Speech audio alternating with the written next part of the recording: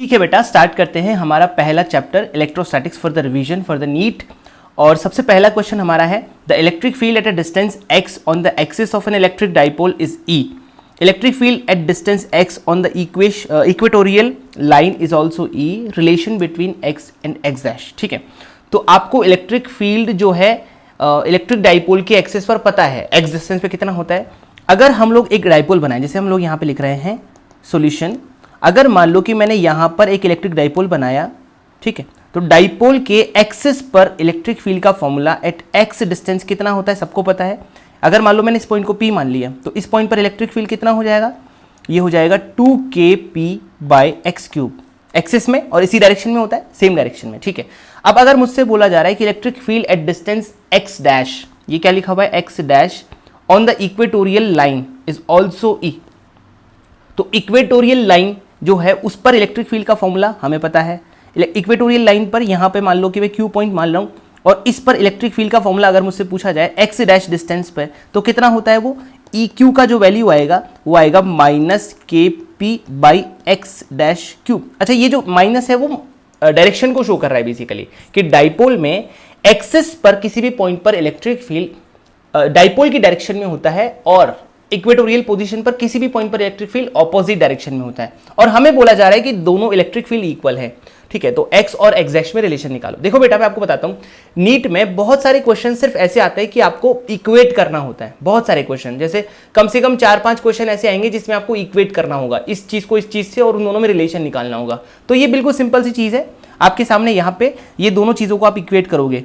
Equate करने के लिए आप माइनस साइन को हटा दोगे, क्योंकि आपको इलेक्ट्रिक फील्ड का मैग्नीट्यूड से ही मतलब है। ठीक है, तो ये आ जाएगा 2kp/x³ equal to kp/x dash cube. देखो अब ये kp अगर मैग्नीट्यूड वाइज देखें ना, इनको मैग्नीट्यूड वाइज, तो मैग्नीट्यूड वाइज ये मॉड p आ जाएगा, तो यहां से kp सब कट जाएगा, तो क्या बचेगा, सिर्फ 2/x³ equals to 1/x dash cube. अच्छा, ये kp कैसे कटा, मॉड ले लेंगे, तो मॉड में kp की वैल्यू लेफ्ट हैंड साइड में और राइट हैंड साइड में इक्वल है, तो यहां से अपने पास में x dash cube times 2 equals to x³ आ रहा है।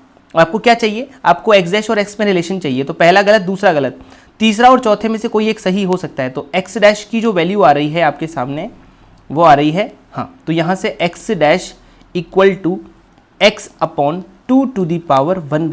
And that is your correct answer for this question, और वो है ऑप्शन डी। अब ये कैसे किया मैंने, दोनों साइड क्यूब रूट ले लिया, तो दोनों साइड क्यूब रूट लेने का मतलब है कि 2 की पावर भी कितनी लग जाएगी, 1/3, x डैश यहाँ रह जाएगा और यहाँ आ जाएगा x, तो x डैश की value x/2⁴ so the correct answer is D for this question. ठीक है, आगे बढ़ते हैं। हमारा दूसरा क्वेश्चन है, आपको दिया हुआ है एज शोन इन फिगर, मतलब आपको जो डायग्राम दिया हुआ है उसमें close surface intersects a spherical conductor. ठीक है, if a positive charge is placed at point P, यहाँ पर एक पॉजिटिव चार्ज रखा हुआ है, then the electric flux coming out of the closed surface will be okay। तो यहाँ से हमें इलेक्ट्रिक फ्लक्स के बारे में जानकारी निकालनी है। आपको एक कंडक्टर के पास में चार्ज रख के दिया हुआ है, ठीक है। अब कंडक्टर के पास में अगर चार्ज रखते हैं तो सबको पता है कि अगर मान लो कि कंडक्टर है मेरे पास, अगर मैंने इसको न्यूट्रल मान लिया, तो इस कंडक्टर के पास में अगर मैं एक पॉजिटिव या नेगेटिव, जैसे मान लो मैंने पॉजिटिव चार्ज रख दिया, तो पॉजिटिव चार्ज क्या कर सकता है, यहाँ अपने इलेक्ट्रिक फील्ड की वजह से इस कंडक्टर में इलेक्ट्रॉन्स को अपनी तरफ अट्रैक्ट कर सकता है। जैसे इसकी इलेक्ट्रिक फील्ड लाइंस निकलेंगी, डेफिनेटली इस तरफ जाएंगी, और उन इलेक्ट्रिक फील्ड लाइंस की वजह से इस कंडक्टर पर जो फ्री इलेक्ट्रॉन्स है उन पे फोर्स लगेगा, और फोर्स लगेगा तो वो इलेक्ट्रॉनों की डेंसिटी इस तरफ शिफ्ट हो जाएगी, बहुत हद तक हो जाएगी कि नहीं। अगर इलेक्ट्रॉन्स की डेंसिटी इस तरफ शिफ्ट हो जाएगी तो फिर पॉजिटिव चार्ज आपको इस तरफ मिलेंगे, तो ये आपको पॉजिटिव चार्ज मिले इस तरफ। इसका मतलब ये कॉन्फ़िगरेशन रहेगा अगर आपने एक पॉजिटिव चार्ज को बगल में रख दिया तो यहाँ पे आपने क्या किया है, इसी जगह पे इसी तरीके से एक सरफेस बना दी है। ठीक है, ऐसे कोई सरफेस आपने ड्रॉ कर दी है। ठीक है, वो कितनी भी किसी भी तरह की हो सकती है, बट हाँ इस तरह से आपको दिख रही है।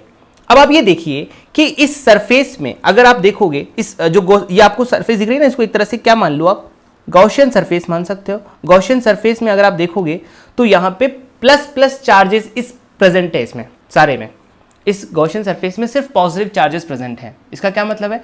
इसका मतलब है कि जब किसी सरफेस में से या गॉसियन सरफेस में से आपको फ्लक्स निकालना होता है तो दैट इज इक्वल्स टू, मतलब flux net equals to Q enclosed upon epsilon naught, यही आंसर होता है। तो क्यू एनक्लोज का मतलब यहाँ पे टोटल एनक्लोज्ड चार्ज, और enclosed charge by this surface is only positive, क्योंकि वो सिर्फ पॉजिटिव चार्ज को इनक्लोज कर पा रहा है।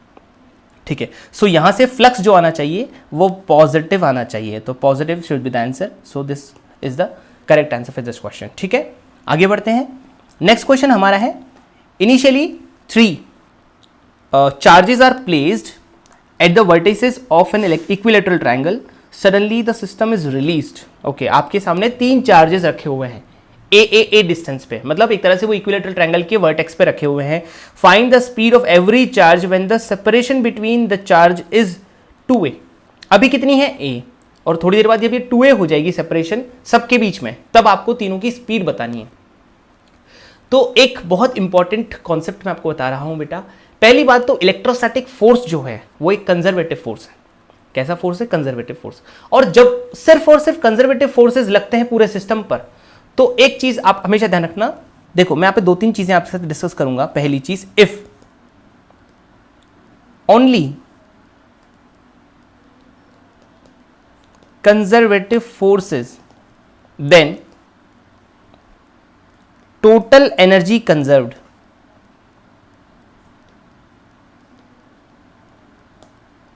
एक तो पहली इंपॉर्टेंट बात ये कि टोटल एनर्जी कंजर्व रहेगी। चलो, और क्या? दूसरी बात ये कि यहां पे जब सिस्टम को रिलीज किया जाएगा तो भाई ये दूर क्यों जाएंगे? सबसे बड़ी बात तो ये समझ में आती है कि दूर क्यों जाएंगे। तो दूर जाने का जो रीजन है बेटा वो ये है कि अगर आपने एक पॉजिटिव चार्ज यहां, एक पॉजिटिव चार्ज यहां और एक पॉजिटिव चार्ज यहां रखा हुआ है, तो जैसे ही आप रिलीज करोगे ना तो ये दोनों एक दूसरे को रिपेल करेंगे। ध्यान से सुनना, अगर आप इस चार्ज की बात करो, जो सबसे पहला चार्ज ये वाला, इस चार्ज पर देखोगे तो इसकी वजह से इधर फोर्स लग रहा है और इसकी वजह से इधर फोर्स लग रहा है। इन दोनों को फोर्सेस की वैल्यू तो इक्वल है, लेकिन इसका जो रिजल्टेंट आएगा वो इस डायरेक्शन में आएगा। मतलब ये इस तरफ जाएगा क्योंकि फोर्स लग रहा है ना। पहले रिलीज नहीं किया था, पहले इसको पकड़ा हुआ था। समझ लो कि हमने इसको किसी न किसी तरीके से फिक्स किया हुआ है, लेकिन अब मैंने इसको रिलीज कर दिया तो ये इधर जाएगा जिस तरफ फोर्स लग रहा है। अगर आप इसकी बात करो, इस चार्ज की, तो इस चार्ज पर इसकी वजह से फोर्स लग रहा है इसी डायरेक्शन में, इसकी वजह से फोर्स लग रहा है इसी डायरेक्शन में, रिजल्टेंट फोर्स आएगा इस डायरेक्शन में, मतलब ये इस तरफ जाएगा। और अगर इसी तरह से आप देखोगे तो इस पर इसकी वजह से फोर्स लग रहा है इस तरफ, इसकी वजह से फोर्स लग रहा है इस तरफ, तो जाने की डायरेक्शन रहेगी इस तरफ। मतलब ये वाला जो चार्ज है वो किस तरफ मूव करेगा? ये तो मूव करेगा इस तरफ, ये मूव करेगा इस तरफ और ये मूव करेगा इस तरफ। आप देख सकते हो तीनों में सिमेट्री है, यानी कि ये तीनों जब भी मूव करेंगे थोड़ी देर बाद आप देखोगे तो थोड़ी ऊपर पहुंच जाएगा, ये थोड़ा ऊपर पहुंच जाएगा, ये थोड़ा यहां पहुंच जाएगा और ये थोड़ा यहां पहुंच जाएगा। लेकिन उस टाइम भी ये तीनों मिलके क्या बना रहे होंगे? इक्विलेटरल ट्रायंगल बना रहे होंगे। ये सुनो, मतलब कभी भी देख लो, आप यहां देख लो तो ये यहां पहुंच जाएगा और ये यहां पहुंच जाएगा, फिर भी देखोगे तो ये एक इक्विलेटरल ट्रायंगल ही बना रहे होंगे। मतलब आपको ये देखना है कि हमेशा ये इक्विलेटरल ट्रायंगल ही बनाएगा। ठीक है भाई, और क्या समझ में आया? और ये समझ में आया कि थोड़ी देर बाद आपको इनके बीच की डिस्टेंस जो है या सेपरेशन जो है वो 2a करनी है। क्या करनी है? 2a। तो 2a करने के बाद आपको फिर निकालना है कि क्या स्पीड रहेगी। तो ये 2a हो गया, ये 2a हो गया और ये 2a हो गया, ये q, ये q और ये q। अब आपको इनके बीच की डिस्टेंस निकालनी, क्या निकालनी? सॉरी, इनकी स्पीड निकालनी है तीनों चार्जेस की। तो करने का तरीका क्या रहेगा? मैंने आपको बताया है कि यहां पे सिर्फ और सिर्फ फोर्सेस कौन से लग रहे हैं? एक दूसरे का ही फोर्स लग रहा है, और वो भी electrostatics, that is a conservative force. और अगर वो कंजर्वेटिव फोर्स है तो इसका मतलब ये सिस्टम की, पूरे सिस्टम की, किसी एक की नहीं, पूरे सिस्टम की टोटल एनर्जी कंजर्व रहेगी। और अगर पूरे सिस्टम की टोटल एनर्जी कंजर्व रहेगी तो हमें क्या लिखना है यहां पे? Initial total energy equals to final total energy. Initial total energy में क्या आएगा?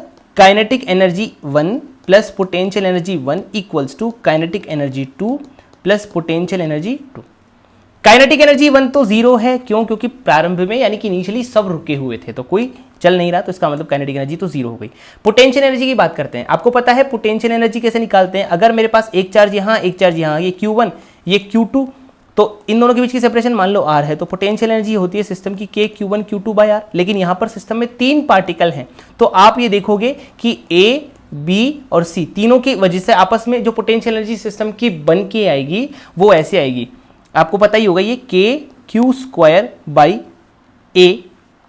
ठीक है, मैंने किस किस की वजह से लिखना है, देखो पहले जो पोटेंशियल एनर्जी है वो ए सी की वजह से लिखेंगे, फिर ए बी की वजह से लिखेंगे, फिर बी और सी की वजह से लिखेंगे। आपको पता ही होगा कि अगर आपके पास में 3 पार्टिकल हैं तो पोटेंशियल एनर्जी में जो टर्म आएगा पहला वो ए और बी की वजह से आएगा, फिर बी सी की वजह से और फिर तीसरा ए सी की वजह से। तीनों कॉम्बिनेशन आपके सामने बनने चाहिए, जितने पेयर बन सकते हैं उतने आप बनाओगे और फिर पोटेंशियल एनर्जी फाइंड करोगे। तो यहां से अगर हम फर्स्टली देखेंगे इनिशियली जो पोटेंशियल एनर्जी आपके पास में आएगी वो कितनी आएगी, ये क्यू, ये क्यू, ये क्यू, ये डिस्टेंस ए, तो के क्यू स्क्वायर बाई ए है ना। ऐसे ही तीनों पार्टिकल है, इसके लिए भी देखोगे तो के क्यू स्क्वायर बाई ए आएगा और आगे वाले के लिए भी देखोगे तो के क्यू स्क्वायर बाई ए आएगा, तीनों के लिए सेम आएगा। फाइनली ध्यान से सुनना, ये काइनेटिक एनर्जी 2 लिखते टाइम आपको थोड़ा ध्यान रखना है। अच्छा, ये भी दिया हुआ है कि each charge has mass m। ठीक है, तो इसका मतलब जब ये 2a डिस्टेंस पे या सेपरेशन पे पहुंच जाएंगे तो ऑब्वियस सी बात है कि इसकी एक वेलोसिटी इस तरफ होगी। कितनी होगी वो, मान लेता हूं v, इसकी वेलोसिटी भी इस तरफ होगी, वो भी कितनी होगी मान लो v, और इसकी वेलोसिटी भी इस तरफ होगी मान लो v। अब आप देख सकते हो कि तीनों की वेलोसिटी दूर की तरफ v है, मतलब ऑब्वियसली बात है सेम होगी ना। इसका मतलब आप यहां पे टोटल सिस्टम की काइनेटिक एनर्जी जब लिखोगे तो क्या लिखोगे, हाफ m v स्क्वायर, और ये 3 टाइम है तो यानी कि 3 टाइम्स प्लस।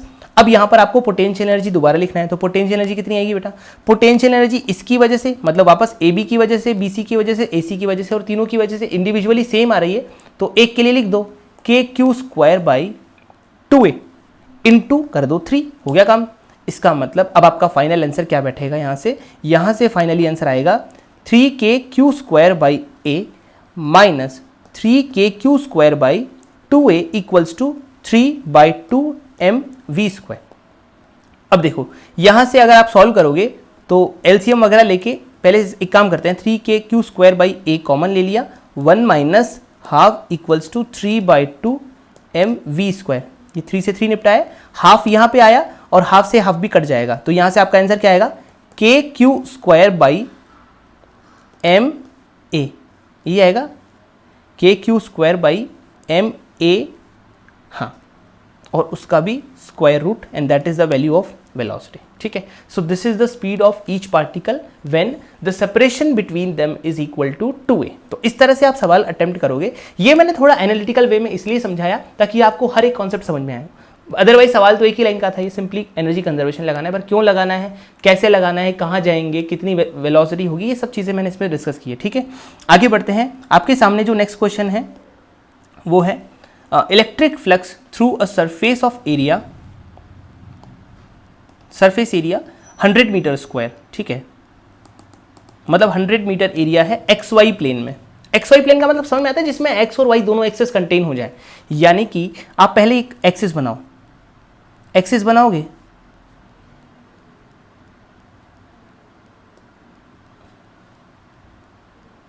ये बना दिया आपने। अब एक्स वाई प्लेन आपको समझ में आती है कोई सी कौन सी है, एक्स वाई प्लेन मतलब ये एक्स है, ये वाई है, सॉरी दिस इज वाई। ये एक काम करते हैं, इसको मान लेते हैं एक्स, इसको मान लेते हैं वाई और इसको मान लेते हैं। कैसे बनाया मैंने, आपको पता है कि हमेशा ये क्लॉकवाइज सिस्टम फॉलो करता है, X cross Y should be equal to Z. ठीक है, वो एक अलग बात है, अभी के लिए एक्स वाई जेड आपने मान लिया, कैसे भी आप मान सकते हो, कोई प्रॉब्लम नहीं है, लेकिन एक्स क्रॉस वाई हमेशा जेड के बराबर होना चाहिए, ये ध्यान रखना, उसी तरह से आपको इसको मानना है। ठीक है, अब ये एक्स वाई प्लेन में आपने कंसीडर कर लिया, तो इलेक्ट्रिक फील्ड का जो वैल्यू है वो कितना है, आई कैप माइनस 2 जे कैप प्लस √3 के कैप। एक्स वाई प्लेन का मतलब जो आपका एरिया है वो कुछ ऐसा है, इसी प्लेन में है, इसी प्लेन में। और कितना दिया हुआ ये एरिया, ये आपको एरिया दिया हुआ है 100 मीटर स्क्वायर। अब आपको ये समझ में आता होगा एक चीज कि अगर मैंने ये एरिया माना है, क्या माना है, ये एरिया माना है, तो डेफिनेटली अगर मुझे इसमें से फ्लक्स लिखना है तो फ्लक्स होने के लिए जरूरी है कि इलेक्ट्रिक फील्ड एक्स की तरफ वाला तो नहीं होना चाहिए, क्योंकि एक्स की तरफ वाला तो पैरेलल हो जाएगा, ये ई एक्स है, इधर से जाने वाला ई वाई होगा और ऊपर जाने वाला ई जेड होगा। आपको ये चीज क्लियरली समझ में आ रही है कि एक्स वाई प्लेन में अगर कोई भी एरिया है तो जेड वाला जो कंपोनेंट ऑफ इलेक्ट्रिक फील्ड होगा वही उसको परपेंडिकुलरली काटेगा। काटेगा तभी फ्लक्स आएगा। फ्लक्स का मतलब क्या होता है, एरिया को परपेंडिकुलरली काटना, ठीक है, सामने से आके उसको काटे तो ही फ्लक्स आएगा। तो सिर्फ EZ कंपोनेंट फ्लक्स देगा, बाकी फ्लक्स नहीं देंगे, क्योंकि y और x वाला सिर्फ पैरेलल हो जाएगा तो फ्लक्स नहीं आएगा। तो यहां पे अपन लिख सकते हैं flux is only due to z component. बस हो गया, z कंपोनेंट की वजह से फ्लक्स है, और z कंपोनेंट की वजह से अगर फ्लक्स है तो बहुत आसानी से हम लोग इसमें लिख सकते हैं क्या, कि फ्लक्स इक्वल टू, फ्लक्स क्या होता है, इलेक्ट्रिक फील्ड इनटू एरिया होता है, electric field into area. Electric field कितना है, इलेक्ट्रिक फील्ड की वैल्यू सिर्फ z कंपोनेंट वाली लिखनी है, कितनी है, √3, तो ये हो गया √3। सब मैंने ऐसा यूनिट में दिया हुआ है, कोई दिक्कत नहीं है। √3 हो गया इलेक्ट्रिक फील्ड का वैल्यू और multiplied by area, area is 100, so answer is 100 √3, ठीक है, and this is the answer for this question, ठीक है। नेक्स्ट क्वेश्चन है आपके सामने, एक इलेक्ट्रिक फील्ड लाइंस का आपको एक पैटर्न दिया हुआ है और आपको बताना है स्पेस में कि किस जगह पोटेंशियल ज़्यादा है और किस जगह इलेक्ट्रिक फील्ड ज़्यादा है। तो बहुत आसान सा सवाल है। कैसे आसान है, अगर आप इसको ध्यान से देखो तो इलेक्ट्रिक फील्ड लाइंस जो हैं वो कैसे अपने को बताती है कि कहाँ इलेक्ट्रिक फील्ड ज़्यादा। तो हमें पता है कि वेयर डेंसिटी इज मच,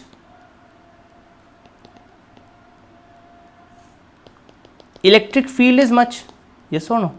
तो यहां पे डेंसिटी कहां ज्यादा है, ऑब्वियस ही बात है ए पर डेंसिटी ज्यादा है, ए पर बहुत ज्यादा डेंसिटी से इलेक्ट्रिक फील्ड लाइन से, बी पर थोड़ा खुला खुला है, यानी कि electric field at A is greater than electric field at B. मतलब ये तो सही है, अभी पोटेंशियल वाली बात भी है, ये थोड़ा आप देखना कि एमसीक्यू है, यानी कि मल्टीपल चॉइसेस में एक से ज्यादा ऑप्शन करेक्ट हो सकते हैं।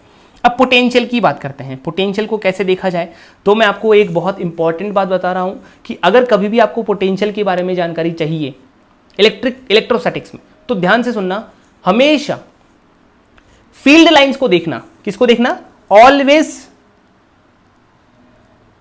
Focus on field lines. ये बहुत इंपॉर्टेंट टिप है जो आपके बहुत जगह काम आएगा, इलेक्ट्रोस्टैटिक्स में, पोटेंशियल वाले चैप्टर में, कैपेसिटेंस वाले चैप्टर में। Always focus on field lines for potential. Potential के लिए हमेशा कहां फोकस करो, फील्ड लाइंस पर।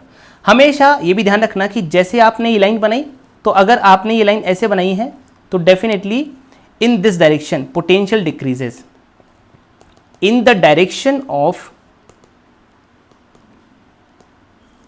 Field potential decreases.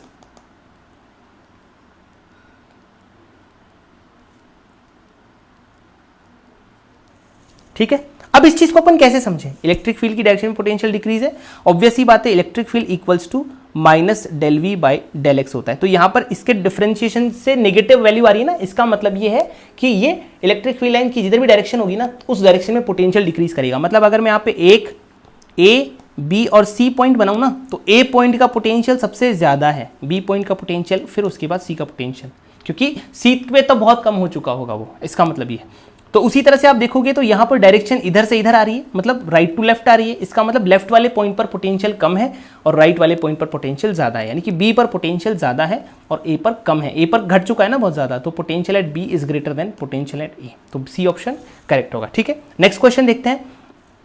Next question में आपके पास में लिखा हुआ है कि आपके पास दो इनफाइनाइट लॉन्ग वायर्स हैं।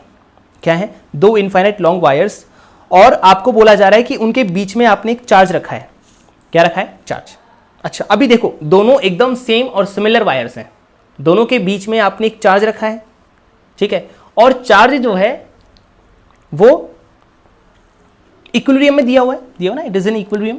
Find the time period of small oscillation if it is displaced X rightward, X is very very less than R. तो ये बेटा बहुत कॉमन क्वेश्चन है, बहुत इजी क्वेश्चन है। कैसे इजी है, अगर आप इस क्यू चार्ज को देखोगे ध्यान से, अब देखो ये ऑसिलेशन क्यों करेगा, इस चीज को हम लोग यहाँ पे डिस्कस करेंगे।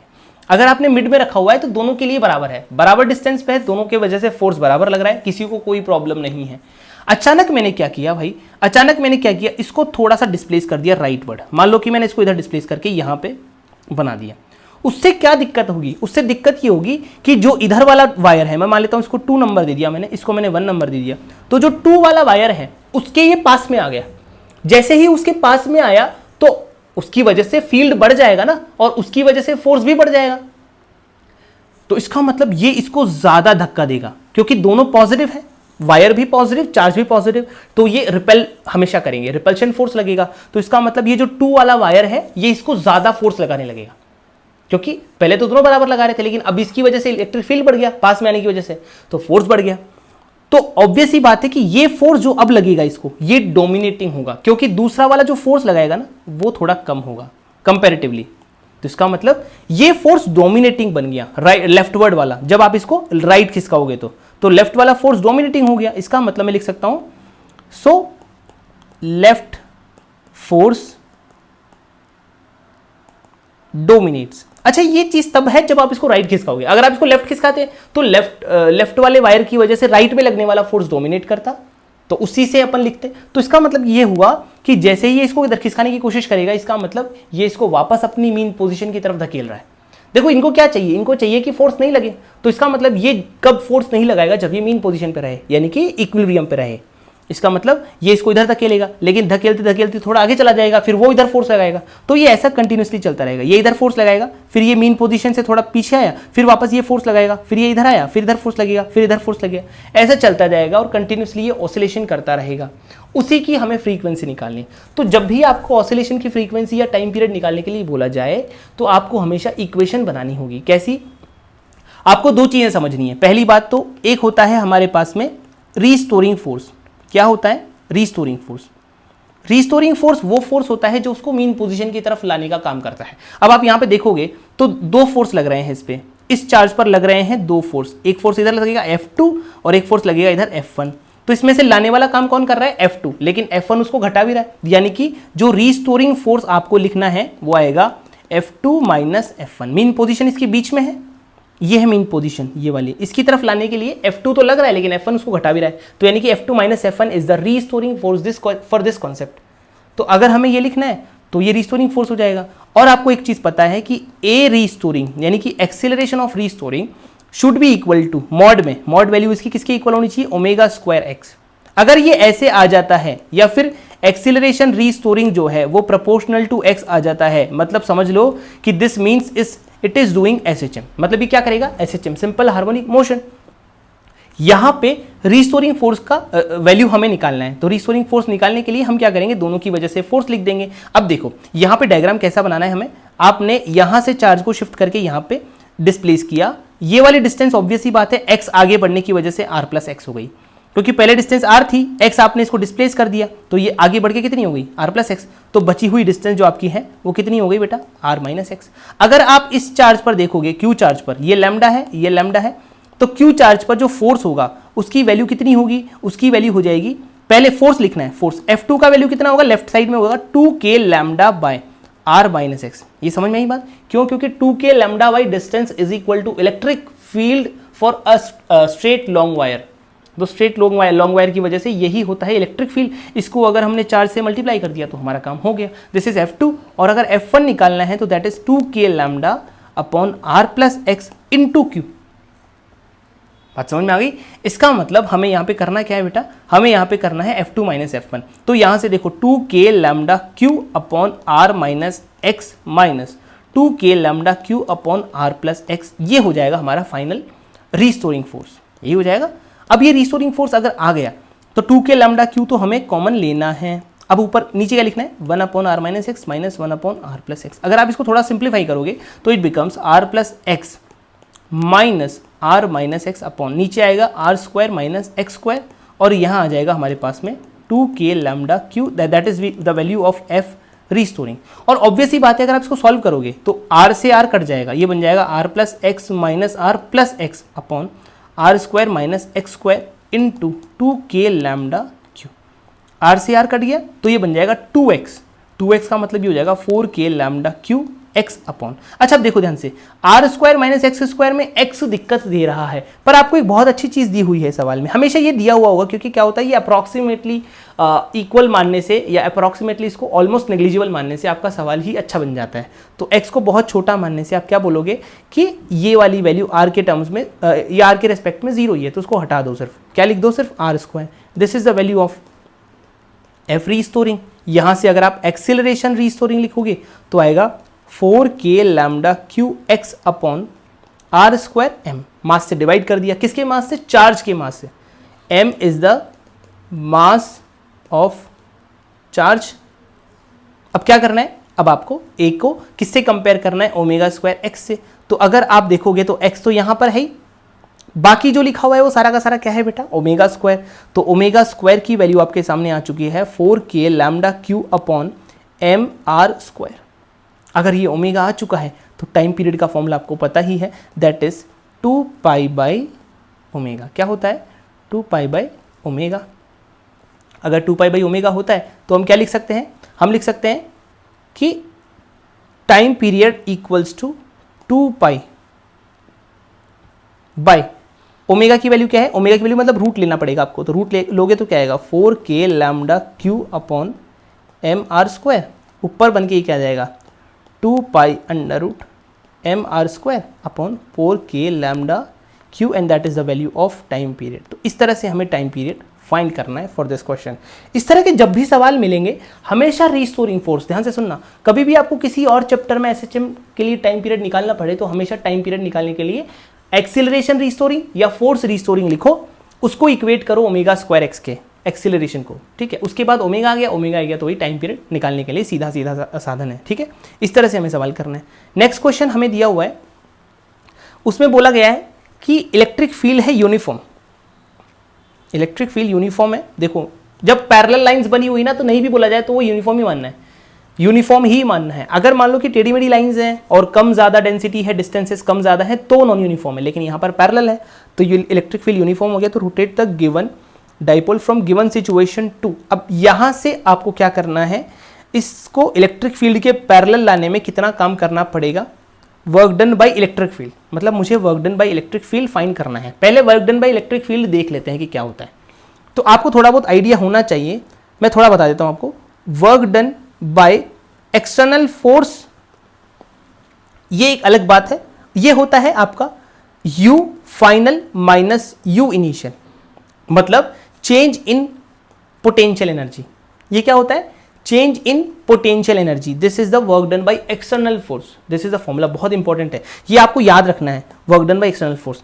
इसी तरह से अगर आप देखोगे तो इसका उल्टा कर दो तो work done by electric force या work done by conservative force, दोनों का मतलब सेम ही है, तो वो हो जाएगा माइनस डेल्टा यू। ये आपको बहुत अच्छे से समझना है। क्लियर हुई बात। Work done by external force होता है चेंज इन पोटेंशियल एनर्जी और ये होता है minus of change in potential energy. यानी कि अगर आपको इलेक्ट्रिक फील्ड के द्वारा या इलेक्ट्रिक फील्ड के कारण वर्क डन निकालना है तो कैसे निकालोगे, पहली बात जो पोटेंशियल, अच्छा work done by electric field अपन पहले क्वेश्चन में कर रहे हैं तो वो क्या हो जाएगा आपका, माइनस ऑफ डेल्टा यू, मतलब U F minus you I, minus लग के। अच्छा डेल्टा का मतलब हमेशा फाइनल माइनस इनिशियल होता है, डेल्टा का मतलब हमेशा फाइनल माइनस इनिशियल होता है। तो यहां से ये क्या बन जाएगा बेटा, ये बन जाएगा you I minus U F. This is work done by electric. अब क्या करें, यू आई, आपको यू तो लिखना आता ही होगा। यू क्या होता है, यू जो डाइपोल के लिए होता है, U for dipole is nothing but minus P E cos theta. यही होता है डाइपोल के लिए इलेक्ट्रिक फील्ड में पोटेंशियल एनर्जी का formula minus P dot E होता है। बेसिकली आपको ये ध्यान होगा, माइनस पी डॉट ई, तो यहां से minus P E cos theta बन गया। Theta is the angle between electric field and dipole, angle in दोनों के बीच का हो गया। अब क्या करें साहब, अब ये करो कि आप एक बार दोबारा डायग्राम बनाओ। डायग्राम में आपके ये बना हुआ है इलेक्ट्रिक फील्ड ऐसा, और यहाँ पर डाइपोल रखा हुआ है कुछ इस तरह से, जिसमें वो 120 डिग्री एंगल पर है ऐसे। आप ये देख सकते हो कि इनिशियल पोटेंशियल एनर्जी कितनी होगी, तो आप डायरेक्शन देख सकते हो, दोनों के बीच में एंगल कितना है, 120 डिग्री का। तो work done by electric force आपको अगर निकालना है तो यू आई कितना होगा, यू आई हो जाएगा minus P E cos 120 degree. देखो सिंपल तरीके से करना है इसको, इसी तरीके से फॉर्मूले वाले तरीके से। आप अगर उसमें थोड़ा भी कंफ्यूजन क्रिएट करोगे तो बहुत ज़्यादा दिक्कत होगी आपको, तो इसको इसी तरीके से करना है। You I initial potential energy बराबर माइनस पीई, और जो है 120 डिग्री एंगल है। 120 डिग्री की वैल्यू क्या होती है कॉस में, 120 डिग्री की वैल्यू होती है माइनस हाफ, तो यहाँ माइनस हाफ पुट कर दो तो यह आ जाएगा minus P E into minus half, मतलब पीई बाई 2 आ गया। और U फाइनल, फाइनल आपको यहाँ पे कहाँ लाना है इसको, फाइनली आपको इसको पैरेलल टू इलेक्ट्रिक फील्ड लाना है, ठीक है। तो पैरेलल टू इलेक्ट्रिक फील्ड लाना है मतलब आप इसको फाइनली कैसे लाना चाहते हो, डाइपोल भी इसी डायरेक्शन में आ जाए और इलेक्ट्रिक फील्ड भी इसी डायरेक्शन में आ जाए, ये डाइपोल हो जाए ऐसे, यानी कि दोनों के बीच में एंगल कितना हो जाएगा 0 डिग्री। तो उस केस में आप फाइनल पोटेंशियल एनर्जी कितनी लिखोगे, माइनस PE कॉस 0 डिग्री, यानी कि हो जाएगा माइनस PE, ठीक है। अब आपका सवाल बहुत आसानी से सॉल्व हो जाएगा। अब आपको निकालना है work done by electric force, that is UI minus UF। UI कितना है बेटा, PE बाई 2, देखो इसको सॉल्व करोगे तो आएगा PE बाई 2 और माइनस UF कितना है, माइनस PE, सॉल्व करने पर आपका आंसर आएगा 3PE बाई 2। बात क्लियर हो गई, ये हो गया हमारा पहला क्वेश्चन। दूसरे क्वेश्चन में हमें क्या करना है, इसको एंटी पैरेलल लाना है। एंटी पैरेलल मतलब हमें फाइनली, देखो इनिशियली तो वही है, फाइनली बस इसमें फाइनल वाली चीज चेंज होगी, मतलब फाइनली हमें इलेक्ट्रिक फील्ड तो इस तरफ है और डाइपोल को इधर लाना है, डायरेक्शन उल्टी हो जाएगी ना, तो यहां पर थीटा की वैल्यू 180 डिग्री हो जाएगी। इसका मतलब इस जगह पे फाइनल पोटेंशियल एनर्जी कितनी हो जाएगी, माइनस PE कॉस 180 डिग्री, यानी कि हो जाएगा माइनस PE इंटू -1 जो कि हो जाएगा PE, ठीक है। और इनिशियल पोटेंशियल एनर्जी तो आपको पता ही है, अभी भी निकाली थी हमने, कितनी आई थी value, PE by 2। This is initial potential energy and this is final potential energy. और आपको अगर लिखना है work done by electric force तो वैल्यू होगी UI minus UF, UI minus UF, ठीक है। तो UI कितना है, PE बाई 2 माइनस UF कितना है, PE, वैल्यू कितनी आएगी सॉल्व करने पर, माइनस PE बाय 2। बस हो गया, इस तरह से हम वर्क डन निकाल सकते हैं। क्या ये बात समझ में आ गई सबको, ठीक है। So this is very important but easy concept, ठीक है। नेक्स्ट क्वेश्चन यहां दिया हुआ है, a thin copper ring of radius a is charged with q units, an electron is placed at the center of the copper ring. If the electron is displaced a little, find its frequency. ठीक है, तो अब यहाँ पे आपको थोड़ा सा इसकी फ्रीक्वेंसी वगैरह निकालना है, तो आपको पहले कॉपर रिंग बनानी पड़ेगी, इलेक्ट्रॉन को उसके सेंटर पे रखना पड़ेगा। तो एक कॉपर रिंग है आपके पास में,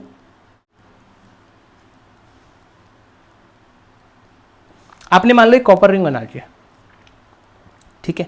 यहां पर आपने एक इलेक्ट्रॉन को प्लेस किया है इस जगह पे, सेंटर पे, यहां इलेक्ट्रॉन है। अब आपने क्या किया, इस कॉपर रिंग पे कितना चार्ज दिया हुआ है, Q यूनिट्स, टोटल ये चार्ज है यूनिफॉर्मली, यूनिफॉर्म Q चार्ज फैला हुआ है। If the electron is displaced a little, ठीक है। अब देखो इलेक्ट्रॉन को यहां से हम लोग यहां डिस्प्लेस करते हैं, मान लेता हूं मैं यहां लेता हूं, ठीक है, थोड़ा बड़ा बना लेते हैं ताकि समझ में क्लियर आ जाए। यहां पे मैंने x डिस्प्लेस कर दिया इसको, यहां जब इलेक्ट्रॉन आ जाएगा तो उसकी कुछ फ्रीक्वेंसी वगैरह आपने से पूछी हुई है। जब भी ये फ्रीक्वेंसी वाली टर्म आ जाए ना, समझ लो कि क्या करने वाला है बेटा, यहां होने वाला है SHM। अब SHM क्यों करेगा, उसके कारण हमें देखने हैं सारे। सबसे पहली बात कि अगर ये सेंटर पे रखा हुआ है इनिशियली, तो इस पे कितना फोर्स लग रहा है, इनिशियली फोर्स इज 0। कारण क्या है फोर्स 0 होने का, क्योंकि जो रिंग होती है ना, चार्ज रिंग, उसके सेंटर पे इलेक्ट्रिक फील्ड, जैसे मान लो इस पे प्लस Q चार्ज फैला हुआ है यूनिफॉर्मली, तो सेंटर पे इलेक्ट्रिक फील्ड क्या होता है, 0। सेंटर पे C पर इलेक्ट्रिक फील्ड 0 होता है। यानी कि इस कॉपर रिंग को मैंने थोड़ा साइड में से बनाया, साइड व्यू बनाया, तो इसके सेंटर पे इलेक्ट्रिक फील्ड क्या होगा, 0। इलेक्ट्रिक फील्ड अगर 0 होगा तो वहां इलेक्ट्रॉन रख देंगे तो उस पर फोर्स भी कितना होगा, 0। मतलब यहां पर इस पर कोई फोर्स नहीं लग रहा था। लेकिन मुझे थोड़ा सा इसमें क्या दिक्कत आ रही है कि आपने इसको खिसका दिया, तो अब इस पर कुछ ना कुछ फोर्स लगेगा। अब फोर्स किधर लगेगा, फोर्स लगने का जो रीजन होगा वो किधर होगा, देखो इस पर आपने प्लस Q चार्ज रखा हुआ है। प्लस Q चार्ज का इलेक्ट्रिक फील्ड किस तरफ होता है, एक्सिस पर इसी डायरेक्शन में होता है, जो मैं बना रहा हूं ना यहां पे, इसी डायरेक्शन में इलेक्ट्रिक फील्ड होता है, ठीक है। इसमें इस तरफ होता है, दूर की तरफ, इसमें होता है इस तरफ इलेक्ट्रिक फील्ड। बात क्लियर हो रही है। तो ये वैल्यू आपको पता होनी चाहिए। अगर आप r डिस्टेंस पे या x डिस्टेंस पे इलेक्ट्रिक फील्ड लिखना चाहोगे एक्सिस पर चार्ज रिंग की वजह से, तो होती है KQX upon x² plus r² power 3/2, ये होती है। बहुत इंपॉर्टेंट फॉर्मूला है। अब अगर ये आपके पास में है तो आप यहां से क्या लिख सकते हो कि x डिस्टेंस पे इलेक्ट्रॉन को लेके गए तो वहां पे होगा क्या, बेसिकली इलेक्ट्रिक फील्ड तो इस डायरेक्शन में होगा, लेकिन इलेक्ट्रॉन है नेगेटिव चार्ज, तो फील्ड के ऑपोजिट डायरेक्शन में फोर्स लगेगा। मतलब इलेक्ट्रॉन को किधर चला के ले आएगा, ये पीछे की तरफ, मतलब इलेक्ट्रॉनों को अपनी तरफ खींचेगा। देख इलेक्ट्रॉन अगर बीच में है सेंटर पे तब तो कोई दिक्कत नहीं, दूर दे जाओगे तो रिंग उसको पास खींचेगी, फिर ये पास में आएगा तो थोड़ा दूर चला जाएगा, फिर वापस खींचेगी, यानी कि इधर से इधर जा रहा है, फिर वापस इसको लाया जा रहा है इधर, फिर थोड़ा आगे चला जाएगा, फिर वापस इधर लाया जाएगा। इसका मतलब इसको कंटिन्यूसली एसएचएम करवाया जाएगा। यहाँ पे कैसे कैसे एसएचएम करेगा ये, ऐसे, जैसे ये दिख रहा है ना आपको, ये एसएचएम इस तरह से करेगा, इस तरह से, ऐसे ऐसे ऐसे ऐसे ऐसे एसएचएम करेगा। तो एसएचएम करेगा तो उसके लिए आपको क्या करना होता है, मैंने भी आपको बताया था कि एसएचएम की जब भी इक्वेशन निकालनी हो तो आप लिखोगे रीस्टोरिंग फोर्स। अब देखो रिस्टोरिंग फोर्स बहुत आसानी से लिख सकते हैं। रिस्टोरिंग फोर्स लिखने के लिए किसकी जरूरत है, आपको फील्ड की जरूरत है। फील्ड का वैल्यू आपको पता ही है कि x डिस्टेंस पे जब ये चला जाएगा तो इस पे कितना इलेक्ट्रिक फील्ड लगेगा, उसको आप इलेक्ट्रॉन के चार्ज से मल्टीप्लाई कर दोगे तो फोर्स क्या होता है, QE ही तो होता है। तो यहाँ पर फोर्स जो लगेगा रिस्टोरिंग, और दो ऑब्वियस ही बात है कि ये फोर्स इसको मेन पोजिशन की तरफ खींच रहा है, तो यहाँ पे रिस्टोरिंग फोर्स का जो वैल्यू आएगा वो कितना आएगा, इलेक्ट्रिक फील्ड सॉरी इलेक्ट्रॉन का चार्ज इंटू इलेक्ट्रिक फील्ड कितना है, KQX upon x square plus are square की power 3/2। This is the electric field और मल्टीप्लाइड बाय ई, तो ये हो गया रिस्टोरिंग फोर्स। अब देख सकते हो आप यहाँ पे आपको ये भी बोला जा रहा है कि आपने इसको बहुत लिटिल डिस्प्लेस किया, बहुत छोटा छोटा डिस्प्लेस किया। उसका रीजन क्या है, आपको हमेशा ये ध्यान रखना है कि फोर्स को और एक्सीलरेशन को आपको एक्स के प्रोपोर्शनल लाना है। मतलब एक्स सिर्फ ऊपर होना चाहिए, वो भी सिंगल पावर में, बाकी एक्स कहीं भी नहीं होना चाहिए। तो यहाँ पे एफ रिस्टोरिंग एक्स के प्रोपोर्शनल आए, उसके लिए नीचे वाला एक्स को हटाना पड़ेगा। तो ऑब्वियस ही बात है कि X square plus are square को हम ऑब्वियसली इसको सिर्फ आर स्क्वायर लिख सकते हैं, क्योंकि एक्स बहुत छोटा है आर से, ऐसे लिख सकते हैं। अकॉर्डिंगली हम लोग इसको क्वेश्चन में देखते हैं बेटा, कहीं पर हमें कुछ करना होता है, कहीं पे नहीं भी करना होता, पर यहाँ पे हमें करना पड़ेगा क्योंकि तभी प्रोपोर्शनल आ पाएगा।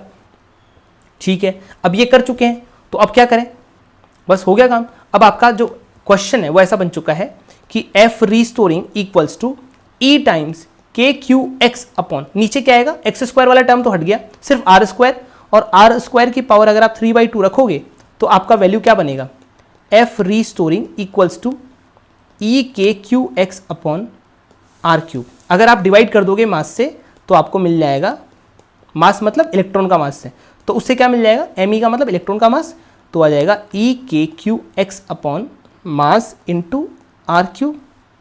तो ये आ जाएगा आपका एक्सीलरेशन रिस्टोरिंग।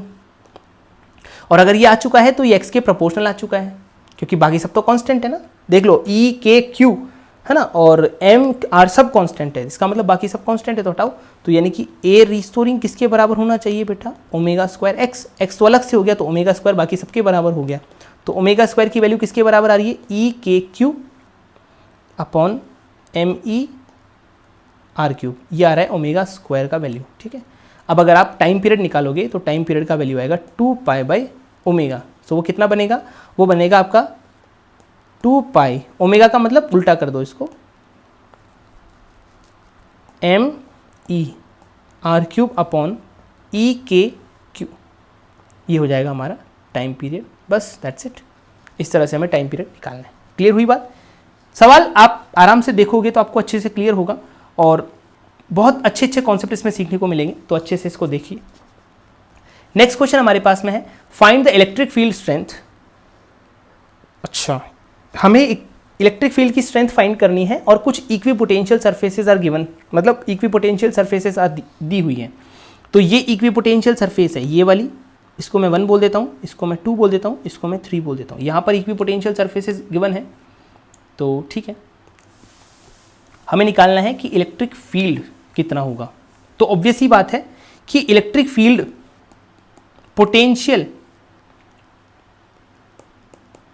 और डिस्टेंस में एक रिलेशन ये हमें पता है, -dV/dr और कभी कभी -∂V/∂r, बट यहाँ पर हम एक ही तरफ उसकी डायरेक्शन देख रहे हैं तो -∂V/∂x भी कर सकते हो, इसको ऐसे भी लिख सकते हो, E बराबर -∂V/∂x। ठीक है, अब आप सोचिए कि इक्विपोटेंशियल सरफेसेस अगर इस तरह की गिवन है तो जो इलेक्ट्रिक फील्ड होगा वो किस तरह का होगा। ऑब्वियस ही बात है, electric field is always perpendicular to equipotential surface, ये तो पता ही है, इक्विपोटेंशियल सरफेस के परपेंडिकुलर होता है। तो इक्विपोटेंशियल सरफेस आपको दी हुई है, तो इलेक्ट्रिक फील्ड कैसा होगा।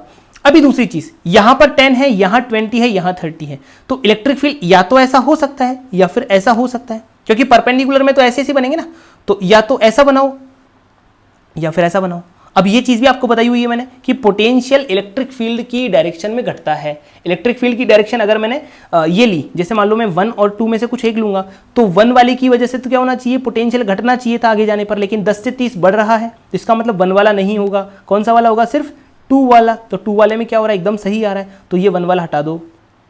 ठीक है, 1 वाला मैंने हटा दिया, सिर्फ 2 वाला रखना है। क्यों, क्योंकि इधर से इधर जाने पे पोटेंशियल कम भी तो होना चाहिए बेटा।